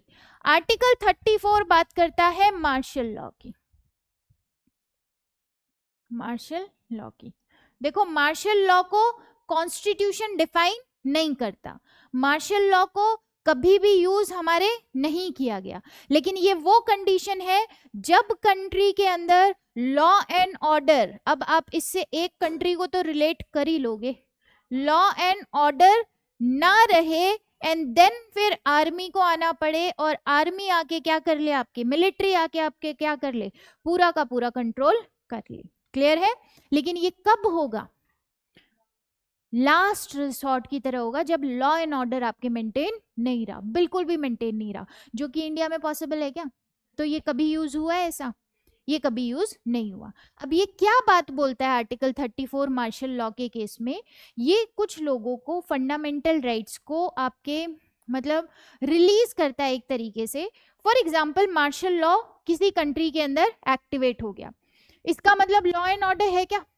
उस कंट्री में कानून का शासन चल रहा है क्या? कानूनी रूप से कुछ भी चल रहा है? नहीं। तो एकदम से मिलिट्री ने ओवर पावर कर लिया और सारी मिलिट्री जो है वो आ गई, एंड देन उसके बाद में वो आपके, अगर आप घर से भागने की कोशिश कर रहे हो, इधर से इधर इधर हड़कम मची हुई है, तो वो एक दो को गोलियां भी चल जाएगी। ठीक है? क्योंकि उनके लिए लॉ एंड ऑर्डर मेंटेन करना मतलब लॉ एंड ऑर्डर मेंटेन करना। वो एक बार बोलेंगे आपको कि भैया यहाँ से यहाँ नहीं जाना, मतलब नहीं जाना, और अगर आप गए तो फिर गए। समझ आ रही है ये चीज? क्योंकि वो सरकार नहीं है। क्या हो गया? हाँ, गए तो गए, क्योंकि वो सरकार नहीं है, वहां लॉ एंड ऑर्डर मेंटेन नहीं हो रहा, इसीलिए उन्होंने ओवर पावर किया है। अब उसके बाद में कल को जाके मानो 2 साल के लिए ये मार्शल लॉ एक्टिवेट हुआ और तीसरे साल में अब सरकार बन गई, सरकार काम कर रही है, और सारे लोग उठ के जा रहे हो कि भाई उस टाइम में हमको इसने मारा था, उस टाइम में हमारे फंडामेंटल राइट्स जो हैं ये आपके इम्पैक्ट हुए थे, तो इन सैनिकों के ऊपर कोई भी केस ऐसा नहीं बनेगा। इनको रिलीज किया गया है इस चीज से, क्योंकि नो डाउट जब मार्शल लॉ होगा तो बहुत सारे लोगों के fundamental rights, right to life है ना, लेकिन बहुत लोगों को गोलियां लगेंगी उस टाइम में। समझ आ रहा है? बहुत लोगों की राइट टू लाइफ, क्या आपने प्रोसीजर एस्टैब्लिश्ड बाय लॉ से ली या फिर उस टाइम ऐसे ही ली जाएगी लाइफ? आपने आर्टिकल 21 में क्या बोला था? किसी की लाइफ छीननी होगी, पर्सनल लिबर्टी छीननी होगी, तो कैसे छीनोगे? Procedure established by law. अब आपने मार्शल लॉ लगा दिया, देन उसके बाद गोलियां चल रही है, वो पर्सन बोलेगा मैं तो बाहर ही तो गया था, कौन सा प्रोसीजर एस्टेब्लिश्ड बाय लॉ से मेरी जिंदगी छीनी गई है, समझ आ रहा है? वो तो नहीं बोलेगा, वो तो ऊपर होगा, उसकी फैमिली बोलेगी। समझ आ रही है ये बात? तो ऐसे कंडीशन के अंदर इनके ऊपर कोई केस नहीं लग सकता, क्योंकि इनका अल्टीमेट गोल जो है वो रेयरेस्ट ऑफ रेयर केस में क्या है, आपके लॉ एंड ऑर्डर को मेंटेन करना। किसी भी कंडीशन के अंदर, कंट्री के अंदर लॉ एंड ऑर्डर मेंटेन करना इनका मेन ऑब्जेक्टिव होगा। गरिमा, क्लियर? ठीक है। और 35 भी सुन लो पहले, फिर लिख लेते हैं। 35 कहता है कि फंडामेंटल राइट से रिलेटेड बहुत सारे फंडामेंटल राइट आपको बहुत सारे राइट्स देते हैं, और उन सारे राइट्स के लिए कोई ना कोई कानून बनाना पड़ता है। जैसे एट्रोसिटीज एक्ट बनाया, ठीक है, तो वो कानून बनाने की शक्ति सिर्फ और सिर्फ किसके पास होगी? पार्लियामेंट। स्टेट लेजिस्लेचर नहीं बनाएगी, ठीक है। फंडामेंटल राइट को एक्टिवेट करने के लिए, इफेक्टिव करने के लिए जब भी कोई कानून बनेगा वो कौन बनाएगा? आपके पार्लियामेंट बनाएगी। स्टेट लेजिस्लेचर की अथॉरिटी नहीं है। लिखो आर्टिकल 33 तो लिख ही लिया। 34 हेडिंग डाल लो martial law. Martial law, martial law में ऐसे लिख लो, not defined in the constitution and never imposed in India. Not defined in the constitution and never imposed in India and never imposed in, क्यों? ये देखो, तो ठंड में मर क्यों रहे होते हो, बता क्यों नहीं सकते? नहीं लग रही थी हमको, यहां तक ठंड लग रही है।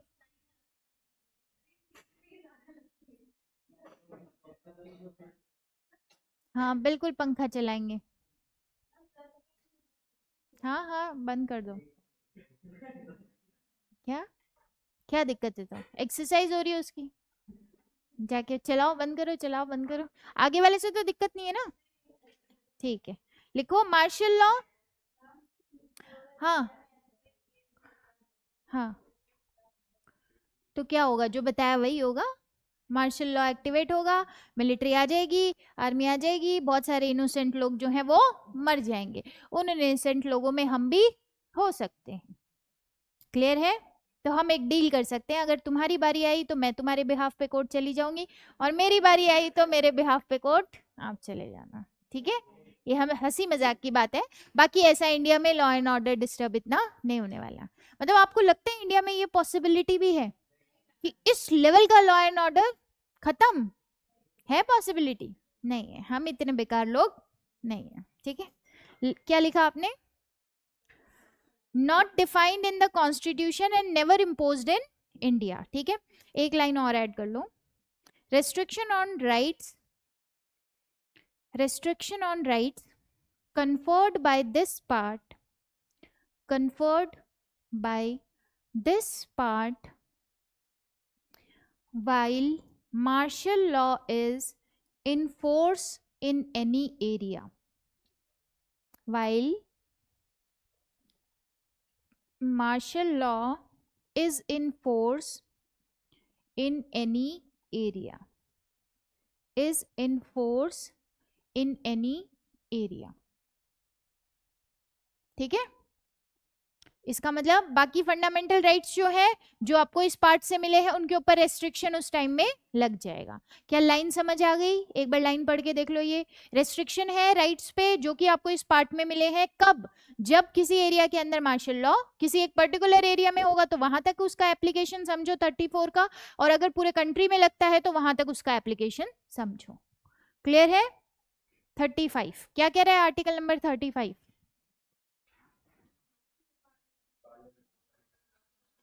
फंडामेंटल राइट को इफेक्ट में लाने के लिए कभी भी कोई कानून बनाना पड़ेगा तो कौन बनाएगा? Parliament. Legislation to give effect to the fundamental rights, legislation to give effect to the fundamental rights lies within the parliament only. Effect to the fundamental rights lies within the parliament only. ठीक है, कौन law making करेगा? Parliament. देख लो जरा, atrocities act किसने पास किया? Traffic act जो था, मतलब ट्रैफिक एक्ट भी है ऐसा, prevention of immoral traffic act. और एक और एक्ट था जो हमने पढ़ा, the child labour prohibition and regulation amendment act, वो भी किसने? पार्लियामेंट। स्टेट लेजिस्लेचर नहीं करेगा। क्लियर है? देन इसके बाद में एक चीज और लिख लो,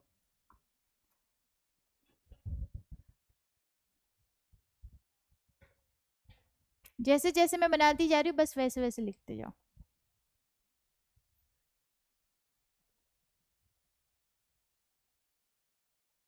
आप हाई कोर्ट भी जा सकते हो ना।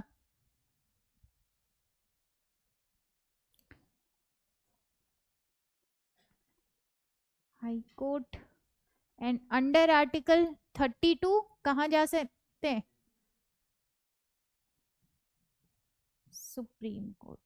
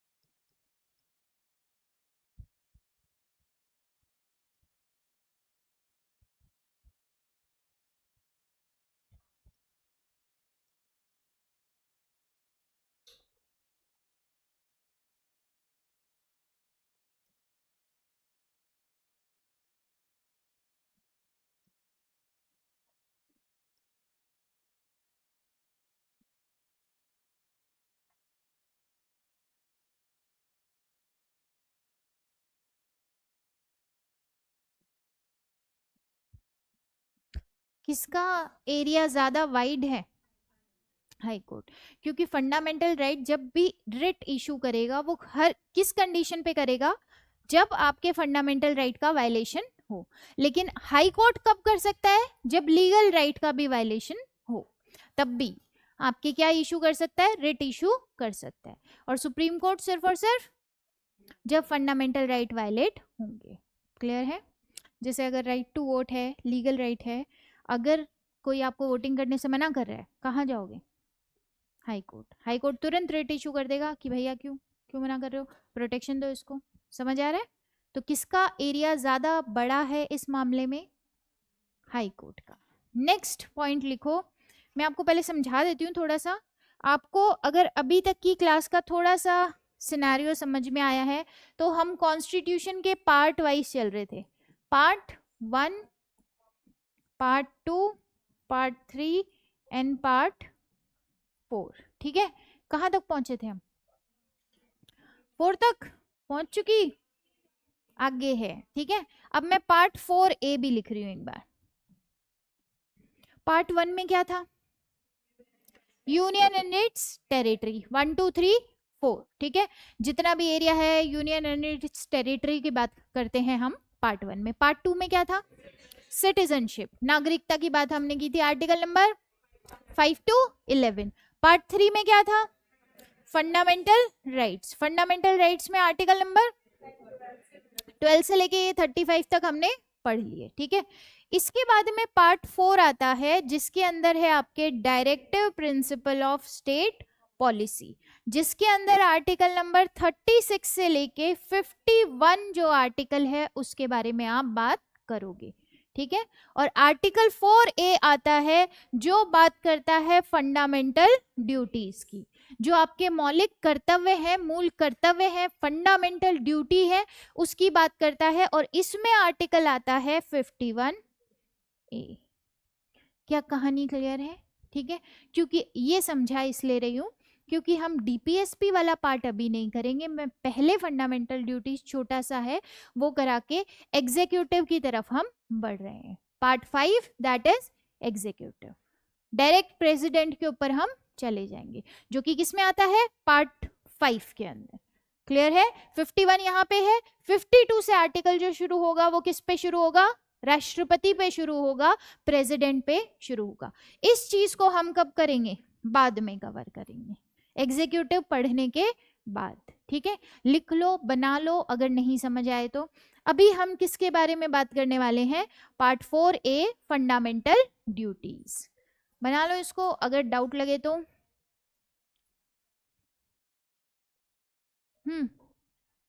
क्या हुआ?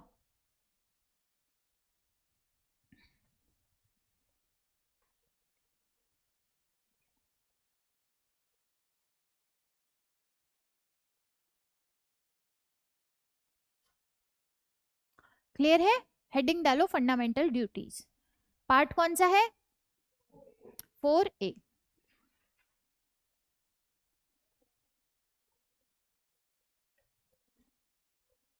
और ये अच्छी अच्छी बातें हैं, देखो। ठीक है, इसमें कुछ भी ऐसा नहीं है जो आपको समझ में ना आए। क्या क्या ड्यूटी बनती है आपकी?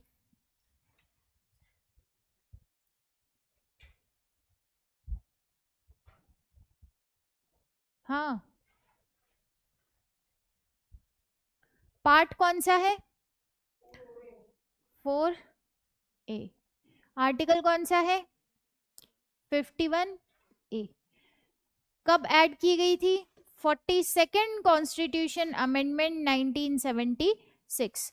कमेटी कौन सी थी जिसने रिकमेंड किया? सरदार स्वर्ण सिंह कमेटी। ठीक है, कमेटी कौन सी थी? सरदार स्वर्ण सिंह कमेटी। अब ये चीज जो है फंडामेंटल ड्यूटीज, ये सिंपल बात बोल रही है कि अगर आप इस देश के नागरिक हो, जो कि आप हो, तो आपको इसका संविधान मानना चाहिए। ठीक है, जितने लोग फ्रीडम फाइटर्स रहे हैं, जो हमारा पूरा का पूरा इंडियन नेशनल मूवमेंट रहा है फ्रीडम के लिए, जितनी कहानी हमने सुनी है, वो सारी चीज़ों को मेरे को थोड़ा रिस्पेक्ट करना चाहिए। ठीक है, हिस्ट्री पढ़ने का मतलब क्या होता है? क्यों पढ़ते हो हिस्ट्री?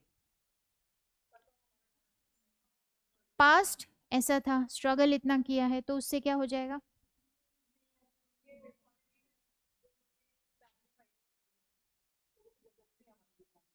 जरूरी है, बिल्कुल जरूरी है कि गांधी जी का क्या रोल रहा है, जवाहरलाल नेहरू का क्या रोल रहा है, उस टाइम में जितने भी आईएनसी के लीडर्स थे उनका क्या रोल रहा है, बाकी जो लीडर्स थे उनका क्या रोल रहा है। तो ये सारी चीजें आप जानो और जान के इसको रिस्पेक्ट करो। ठीक है, आप अपने जो भी ये राष्ट्रगान वगैरह है इन सब का भी क्या करो? रिस्पेक्ट करो। इसी के साथ में आप एनवायरमेंट को भी रिस्पेक्ट करो, आप अपने कल्चर को भी रिस्पेक्ट करो। तो ये सारी अच्छी अच्छी बातें जो है ये हमने कहाँ लिख दी? फंडामेंटल ड्यूटीज के अंदर। अब इसके साथ प्रॉब्लम क्या है कि ये एनफोर्सिएबल नहीं है। आप किसी को ये नहीं कह सकते कि भाई ये फंडामेंटल ड्यूटी नहीं फुलफिल कर रहा, इसका मतलब कोर्ट चले। ठीक है, ये एनफोर्सिएबल नहीं है। और एनफोर्सिएबल बना सकते हैं क्या इसको? भी नहीं बना सकते। ठीक है, ये कुछ ऐसे मतलब प्रिंसिपल्स हैं जो एज ए सिटीजन हमको फॉलो करने चाहिए। और क्या हम अच्छे सिटीजन हैं? दिव्या ने दिव्या ने बिल्कुल ऐसे किया। अच्छे सिटीजन हैं हम। हाँ, हाँ, हाँ, दिव्या, हाँ, हाँ, बिल्कुल। कभी लाइन नहीं तोड़ी हमने, मतलब कभी कहीं लाइन में लगे हो, क्यू में लगे हो, देन उसके बाद तोड़ा नहीं कभी? चलो झूठे, हद कर रहे हो। जापान में जाके देखो, कोई उनको नहीं देख रहा, तब भी वो कितना सिस्टमैटिकली काम करते हैं। ठीक है, हमारे यहाँ पे पर्सन काम सिर्फ तब तक करेगा जब उसका बॉस सामने होगा, और अगर उसका बॉस सामने नहीं है तो वो काम नहीं करेगा। ये रियलिटी है। ठीक है, ये रियलिटी है। इसीलिए कॉर्पोरेट कल्चर इतना ज्यादा आपका कॉम्प्लिकेटेड और टॉक्सिक होता जा रहा है। समझ आ रहा है ये चीज? तो ये रियलिटी है। और सरकारी नौकरी की तो और रियलिटी है ये, कि भाई फिर भी नहीं करना तो नहीं करना, कर लो जो करना है। सरकारी टीचर को देखा है क्या कभी आपने? देखा है वो क्या करते हैं?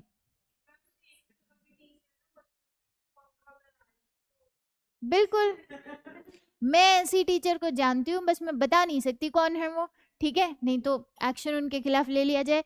वो जाती हैं स्कूल के अंदर और उनकी पोस्टिंग बहुत दूर है, एंड देन जाने के बाद में जो गवर्नमेंट की तरफ से वो मिल्क पाउडर आता है ना, मिल्क पाउडर, अब वो बच्चों को फोर्स कर करके परेशान हो गए कि पी लो इसको भाई पी लो। अब वो बच्चे कितना पिए, ठीक है, अब वो बिल्कुल बल्क में आता है मिल्क पाउडर, तो उसका पहले तो दूध जमाते हैं, दूध बनाते हैं, पूरा मिल्क बनाते हैं, पाउडर, मिल्क पाउडर समझ गए ना, फिर उसको फाड़ते हैं और पनीर बनाते हैं, और मटर पनीर बना के पूरे लोग पार्टी करते हैं।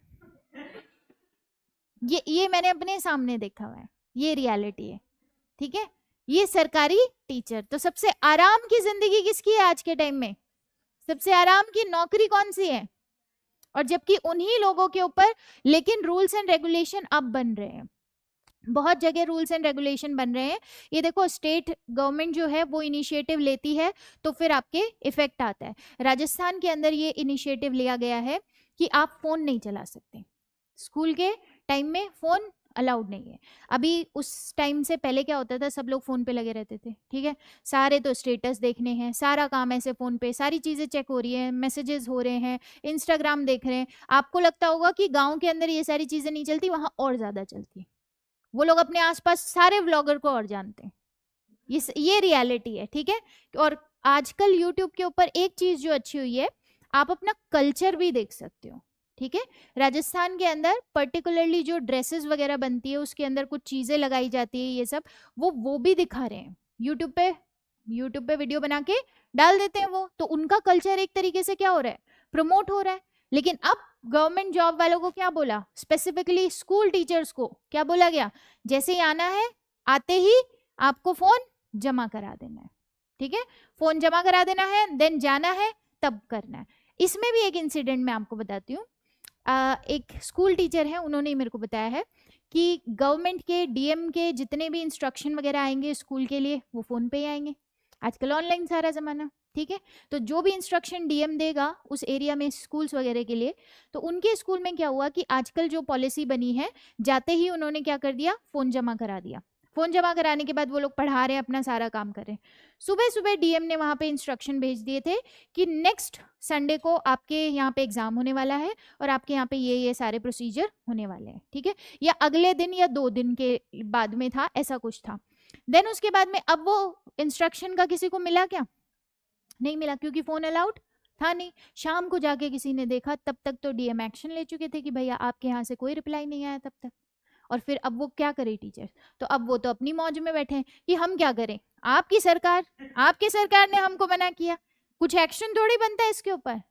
तो ये भी कॉम्प्लिकेशन, अगर ये चीज भी है तो उनके तो मजे है, सरकारी टीचर सब चीजों में अभी मजे में है, ऐसा है। और बच्चों को पढ़ा, कुछ लोग पढ़ा रहे हैं, कुछ लोग जेन्युइनली टाइम पास कर रहे हैं, पढ़ा नहीं रहे, बल्कि असली में इंडिया वही है, वही बच्चे आगे जाके आपके कोई आईएएस बनेगा, कोई डॉक्टर बनेगा, तो उनको अभी से आपके वो नॉलेज होनी चाहिए, ठीक है। ये तो चलो हो गई फालतू की बात। अब आ जाते हैं वापस, लिखो फंडामेंटल ड्यूटीज, पार्ट कौन सा है, 4A।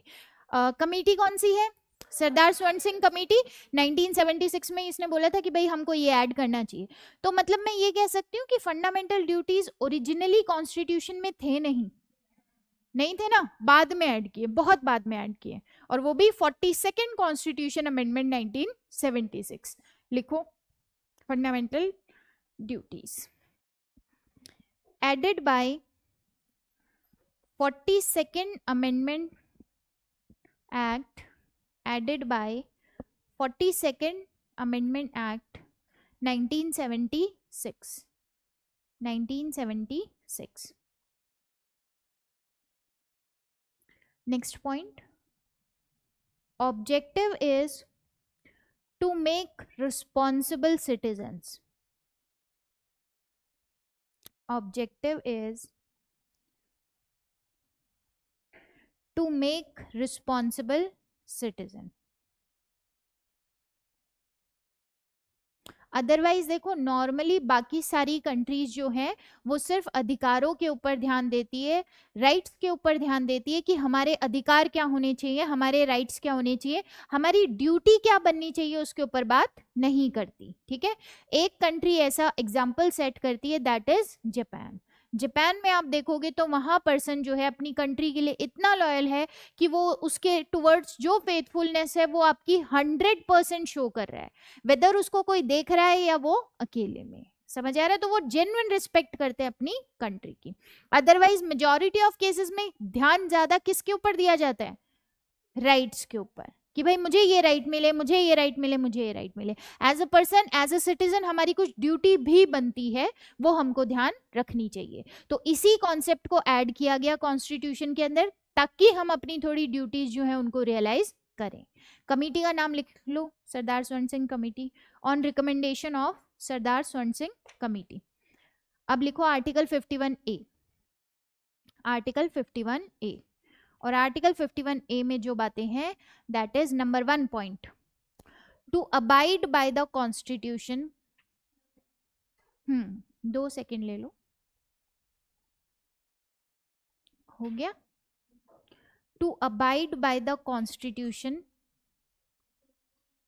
To abide by the constitution and respect the national flag and national anthem, and respect the national flag and national anthem.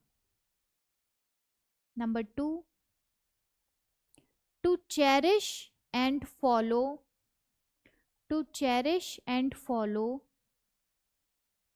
the noble idols of, the noble idols of मत लिखना, the noble idols, to cherish and follow the noble idols which inspired our national struggle for freedom, which inspired our national struggle for freedom.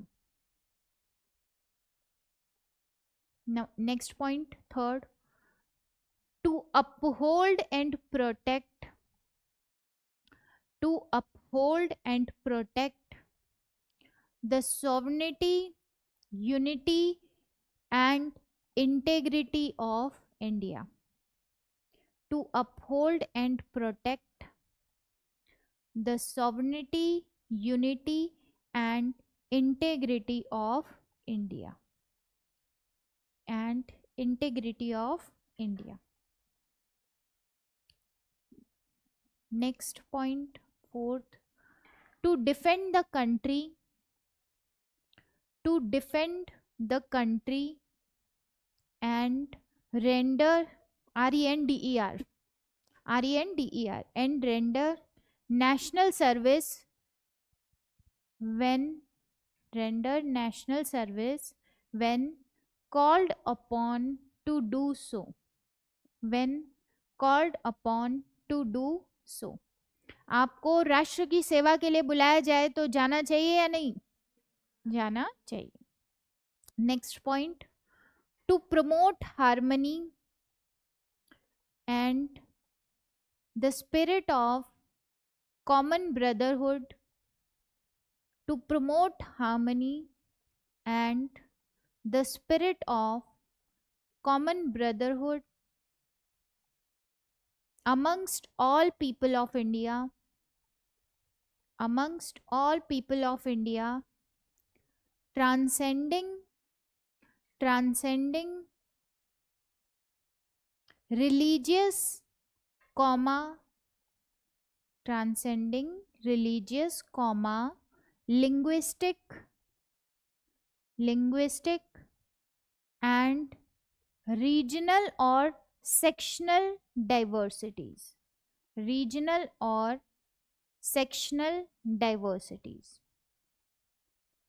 and to renounce, and to renounce practices, practices derogatory to the dignity of women, and to renounce practices derogatory to the dignity of women. एक बार 5 के 5 देखो। सबसे पहले आप क्या बोल रहे हो? Constitution, national flag, national anthem, इनको रिस्पेक्ट करो, ठीक है। उसके बाद आप क्या कह रहे हो, जो भी नेशनल स्ट्रगल रहा हमारा फ्रीडम का, उसके जो नोबल आइडियाज हैं उनको चेरिश करो। देन उसके बाद में हमारी सॉवरेनिटी, यूनिटी एंड इंटेग्रिटी को बनाए रखो। उसके बाद जब आपकी कंट्री को जरूरत है तब आप उसकी हेल्प करो। देन उसके बाद इतना ज्यादा डाइवर्सिटी होने के बावजूद भी आप एक फ्रेटर्निटी वाली फीलिंग जो है, हार्मनी सबके अंदर, कॉमन ब्रदरहुड, फ्रेटर्निटी की बात की थी हमने पहले भी, तो वो फीलिंग जो है अपने साथ रखो। प्लस ऐसी प्रैक्टिसेस जो कि विमेन के लिए डेरोगेटरी है उसकी डिग्निटी के लिए, जैसे सती प्रथा है डेरोगेटरी, तो उन चीजों को खत्म कर दो, त्याग दो, अभी रिनाउंस कर दो। क्लियर?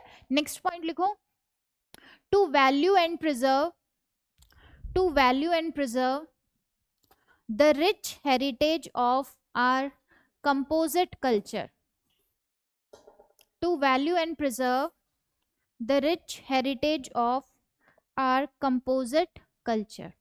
और कुछ लोग हेरिटेज के साथ क्या करते हैं,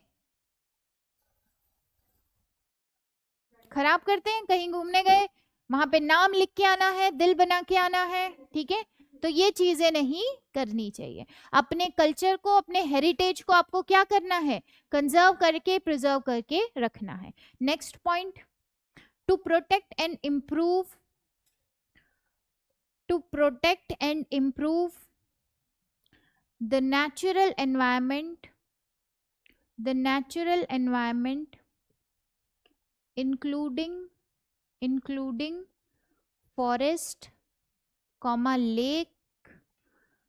lakes, rivers and wildlife, including forest, lakes, rivers and wildlife, and to have compassion for living creatures, and to have compassion for living creatures,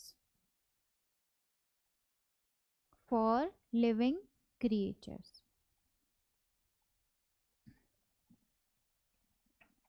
Next point, to develop the scientific temper, to develop the scientific temper, humanism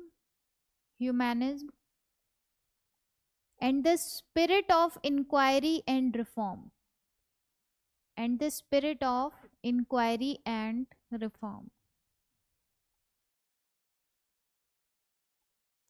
Next, inquiry and reform मतलब हर चीज में inquiry करना और reform, सुधार करने की जो भावना है उसको बढ़ाओ।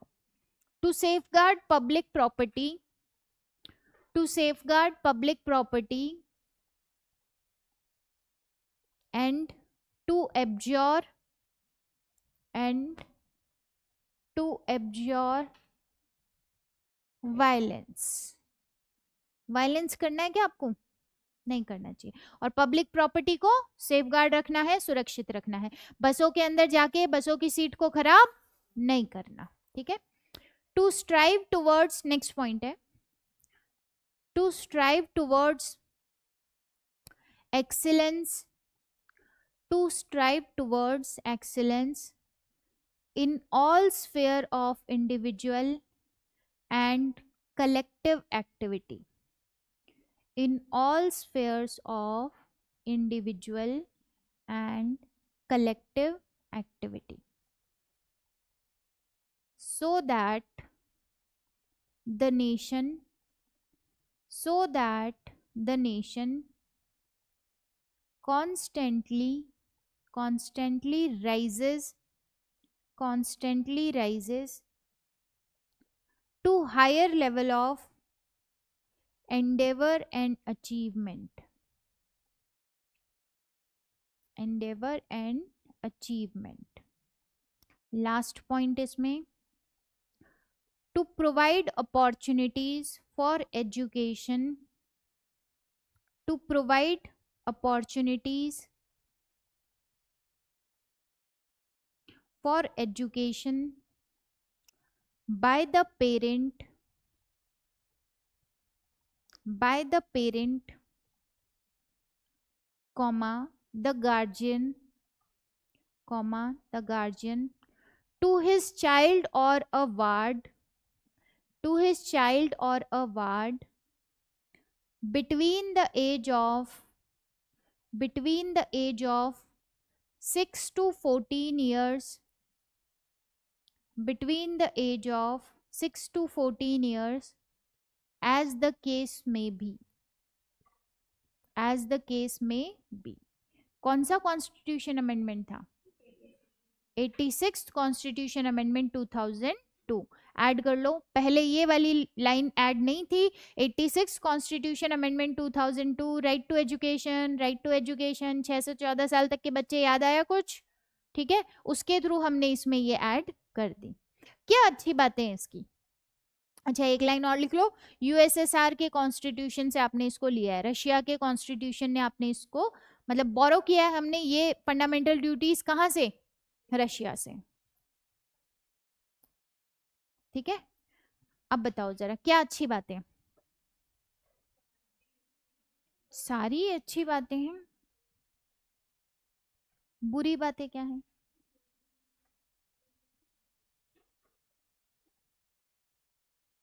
इसमें कोई बुरी बात खोज के दिखा दे मेरे को.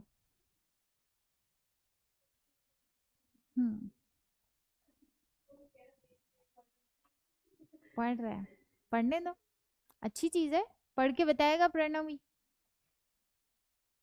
और अब की बार अपने आप को थोड़ा स्ट्रांगली डिफेंड करना. ठीक है, हाँ, क्या बुरी बात है? क्या आपको नहीं लगता फंडामेंटल ड्यूटीज के अंदर वोटिंग राइट्स होना चाहिए था? क्या आपको नहीं लगता टैक्स पेमेंट वाला राइट होना चाहिए था? क्या ये सारी चीजें मिसिंग है? मिसिंग है. कुछ इंपॉर्टेंट बातें इससे मिसिंग है. दैट इज हम बोले टैक्स पेइंग. अगर हम टैक्स पेइंग को एज ए ड्यूटी मानते तो ये बहुत सारे लोगों को सिखा सकते थे. ठीक है, राइट टू वोट जो है, वोटिंग जो है, आपको पता है आपके इंडिया के अंदर वोटिंग परसेंटेज कितना कम है. सारे लोग वोट नहीं करते. ठीक है, और इसके अंदर पढ़े लिखे लोगों का ज्यादा आपके कंट्रीब्यूशन है जो वोट करने नहीं जाते. समझ आ रहा है? गांव में फिर भी वोट करते हैं, रूरल एरिया के लोग फिर भी वोट करते हैं, खुशी खुशी वोट करते हैं वो. ठीक है, क्योंकि वो उस ग्राउंड रियलिटी से जुड़े हुए हैं. और जो पढ़े लिखे लोग कॉर्पोरेट सेक्टर के अंदर हैं उनको पता चलता है एक छुट्टी मिली है, अच्छा ऐसा तो ठीक है. यही डिस्कशन पूरा चला था कि भाई अगर छुट्टी मिल रही है तो सिर्फ तभी मिले जब वोट करने जा रहे हो. ठीक है, तब आप दिखाओ ना कि भाई एक कंपनी के ऊपर, रिसोर्सेज के ऊपर कितना बर्डन पड़ता है जब एक दिन के अंदर छुट्टी दी जाए. ठीक है, एक वर्क डे के ऊपर छुट्टी दी जाए और फिर वही लोग वोट करने नहीं जाते. तो ऐसा आपको दिख रहा है आपकी सोसाइटी के अंदर कि पढ़े लिखे जो ज्यादा लोग हैं वो आपके वोट और नहीं करते. ठीक है, और हम एक कॉन्सेप्ट और समझे, जितना ज्यादा ऑर्थोडॉक्स पर्सन होगा वो आपको पढ़े लिखे वालों में से ज्यादा मिल जाएगा, रूरल एरिया में नहीं. समझ आ रहा है ये चीज? हम लोगों को नॉर्मली क्या लगता है पढ़ लिख लेने से सारी चीजें सॉल्व हो जाती है, या समझदारी पढ़ लिख लेने से आ जाती है. नहीं, ऐसा कोई फिक्स पैटर्न नहीं है. आपके पढ़े लिखे लोगों को चुनाव के बारे में उतनी जानकारी नहीं होगी जितना रूरल एरिया के अंदर जाके आप लेडीज से बात कर लो, वो आपको बता देंगी कि हमारे यहाँ पे क्या क्या, किसने क्या काम करा है, क्या नहीं काम करा है. आप लोगों को भी आइडिया नहीं होगा. क्लियर है? तो ये कुछ चीजें हैं, जैसे फैमिली प्लानिंग भी है, paying taxes, voting and family planning, इसको भी एक फंडामेंटल ड्यूटी की तरह मानना चाहिए. अच्छा, ये जो हमने लिख दिया कॉन्सेप्ट्स, क्या ये एनफोर्सिएबल है क्या? अगर आप नहीं करोगे तो कोर्ट जा सकते हैं क्या? नहीं जा सकते. लेकिन ध्यान रखना, पार्लियामेंट पनिशमेंट दे सकती है. आप इसका मतलब ये सोचो कि पब्लिक प्रॉपर्टी को नुकसान नहीं पहुंचाना चाहिए क्योंकि फंडामेंटल ड्यूटी है, बट कोई कोर्ट थोड़ी जाएगा तो मैं बसों को जला दूं. ऐसा काम कर सकते हो? नहीं. आपको पार्लियामेंट पनिश कर सकती है. पनिशमेंट के लिए सारी चीजें वो डिसाइड कर सकती है कि इस पर्टिकुलर मतलब फंडामेंटल ड्यूटीज को आपने फॉलो नहीं किया, आपने ऐसा किया तो आपको ये पनिशमेंट मिलती है. क्या क्लियर है? ठीक है, लिख लो. क्रिटिसिज्म वाले पॉइंट लिखना चाहते हो क्या? अच्छा, एक चीज तो एक्सक्लूसिव लिख लेना, एक्सक्लूसिवली टू द सिटीजन. ठीक है, ये किसको एप्लीकेबल है? सिटीजन. आप किसी फॉरेनर से उम्मीद करोगे क्या हमारे नेशनल एंथम को रिस्पेक्ट करो, हमारे कॉन्स्टिट्यूशन का पालन करो, ऐसा किसी फॉरेनर से एक्सपेक्ट करोगे? नहीं. तो ये किसके लिए है? सिर्फ और सिर्फ सिटीजन्स के लिए। क्रिटिसिज्म के पॉइंट्स लिखने हैं हमने, छोटा छोटा लिखा दो, लिखो क्रिटिसिज्म। इट इज अ वेग आइडिया, वेग मतलब जो क्लियर नहीं होता, इट इज अ वेग idea, it is a vague idea. Next, absence of important duties, absence of important duties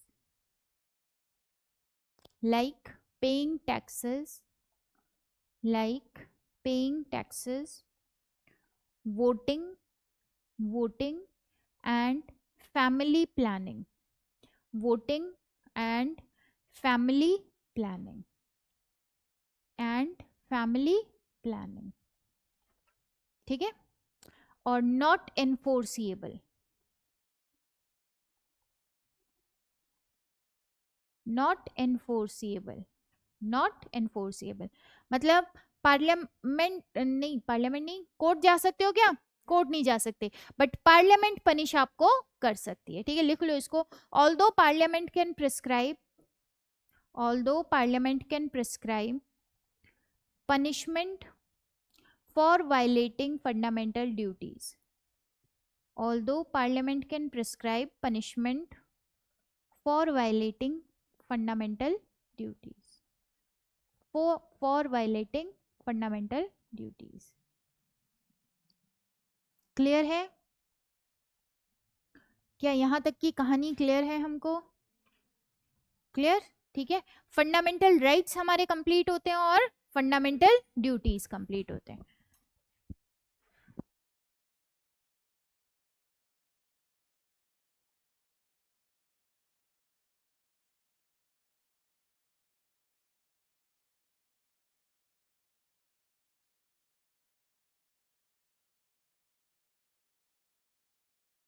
हाँ ठीक है, क्लियर है। तो ये हमारा कौन से टॉपिक कंप्लीट होते हैं, fundamental rights and fundamental duties. अब इसके बाद हम कौन से पे जाएंगे, एक चीज हमारी बच रही है अभी, दैट इज डीपीएसपी, वो बाद में डिस्कस करेंगे। इसके बाद हम क्या डिस्कस करेंगे, यूनियन एग्जीक्यूटिव। और यूनियन एग्जीक्यूटिव के अंदर क्या क्या आता है, प्रेसिडेंट, क्या वाइस प्रेसिडेंट नहीं आएगा, vice president, PM, council of minister and attorney general of India, ठीक है। ये 5 कैटेगरी के जो लोग हैं इनको हमको पढ़ना है, जो कि हम पढ़ेंगे कल। हाँ हाँ, टेस्ट के लिए बच्चे पढ़कर आना।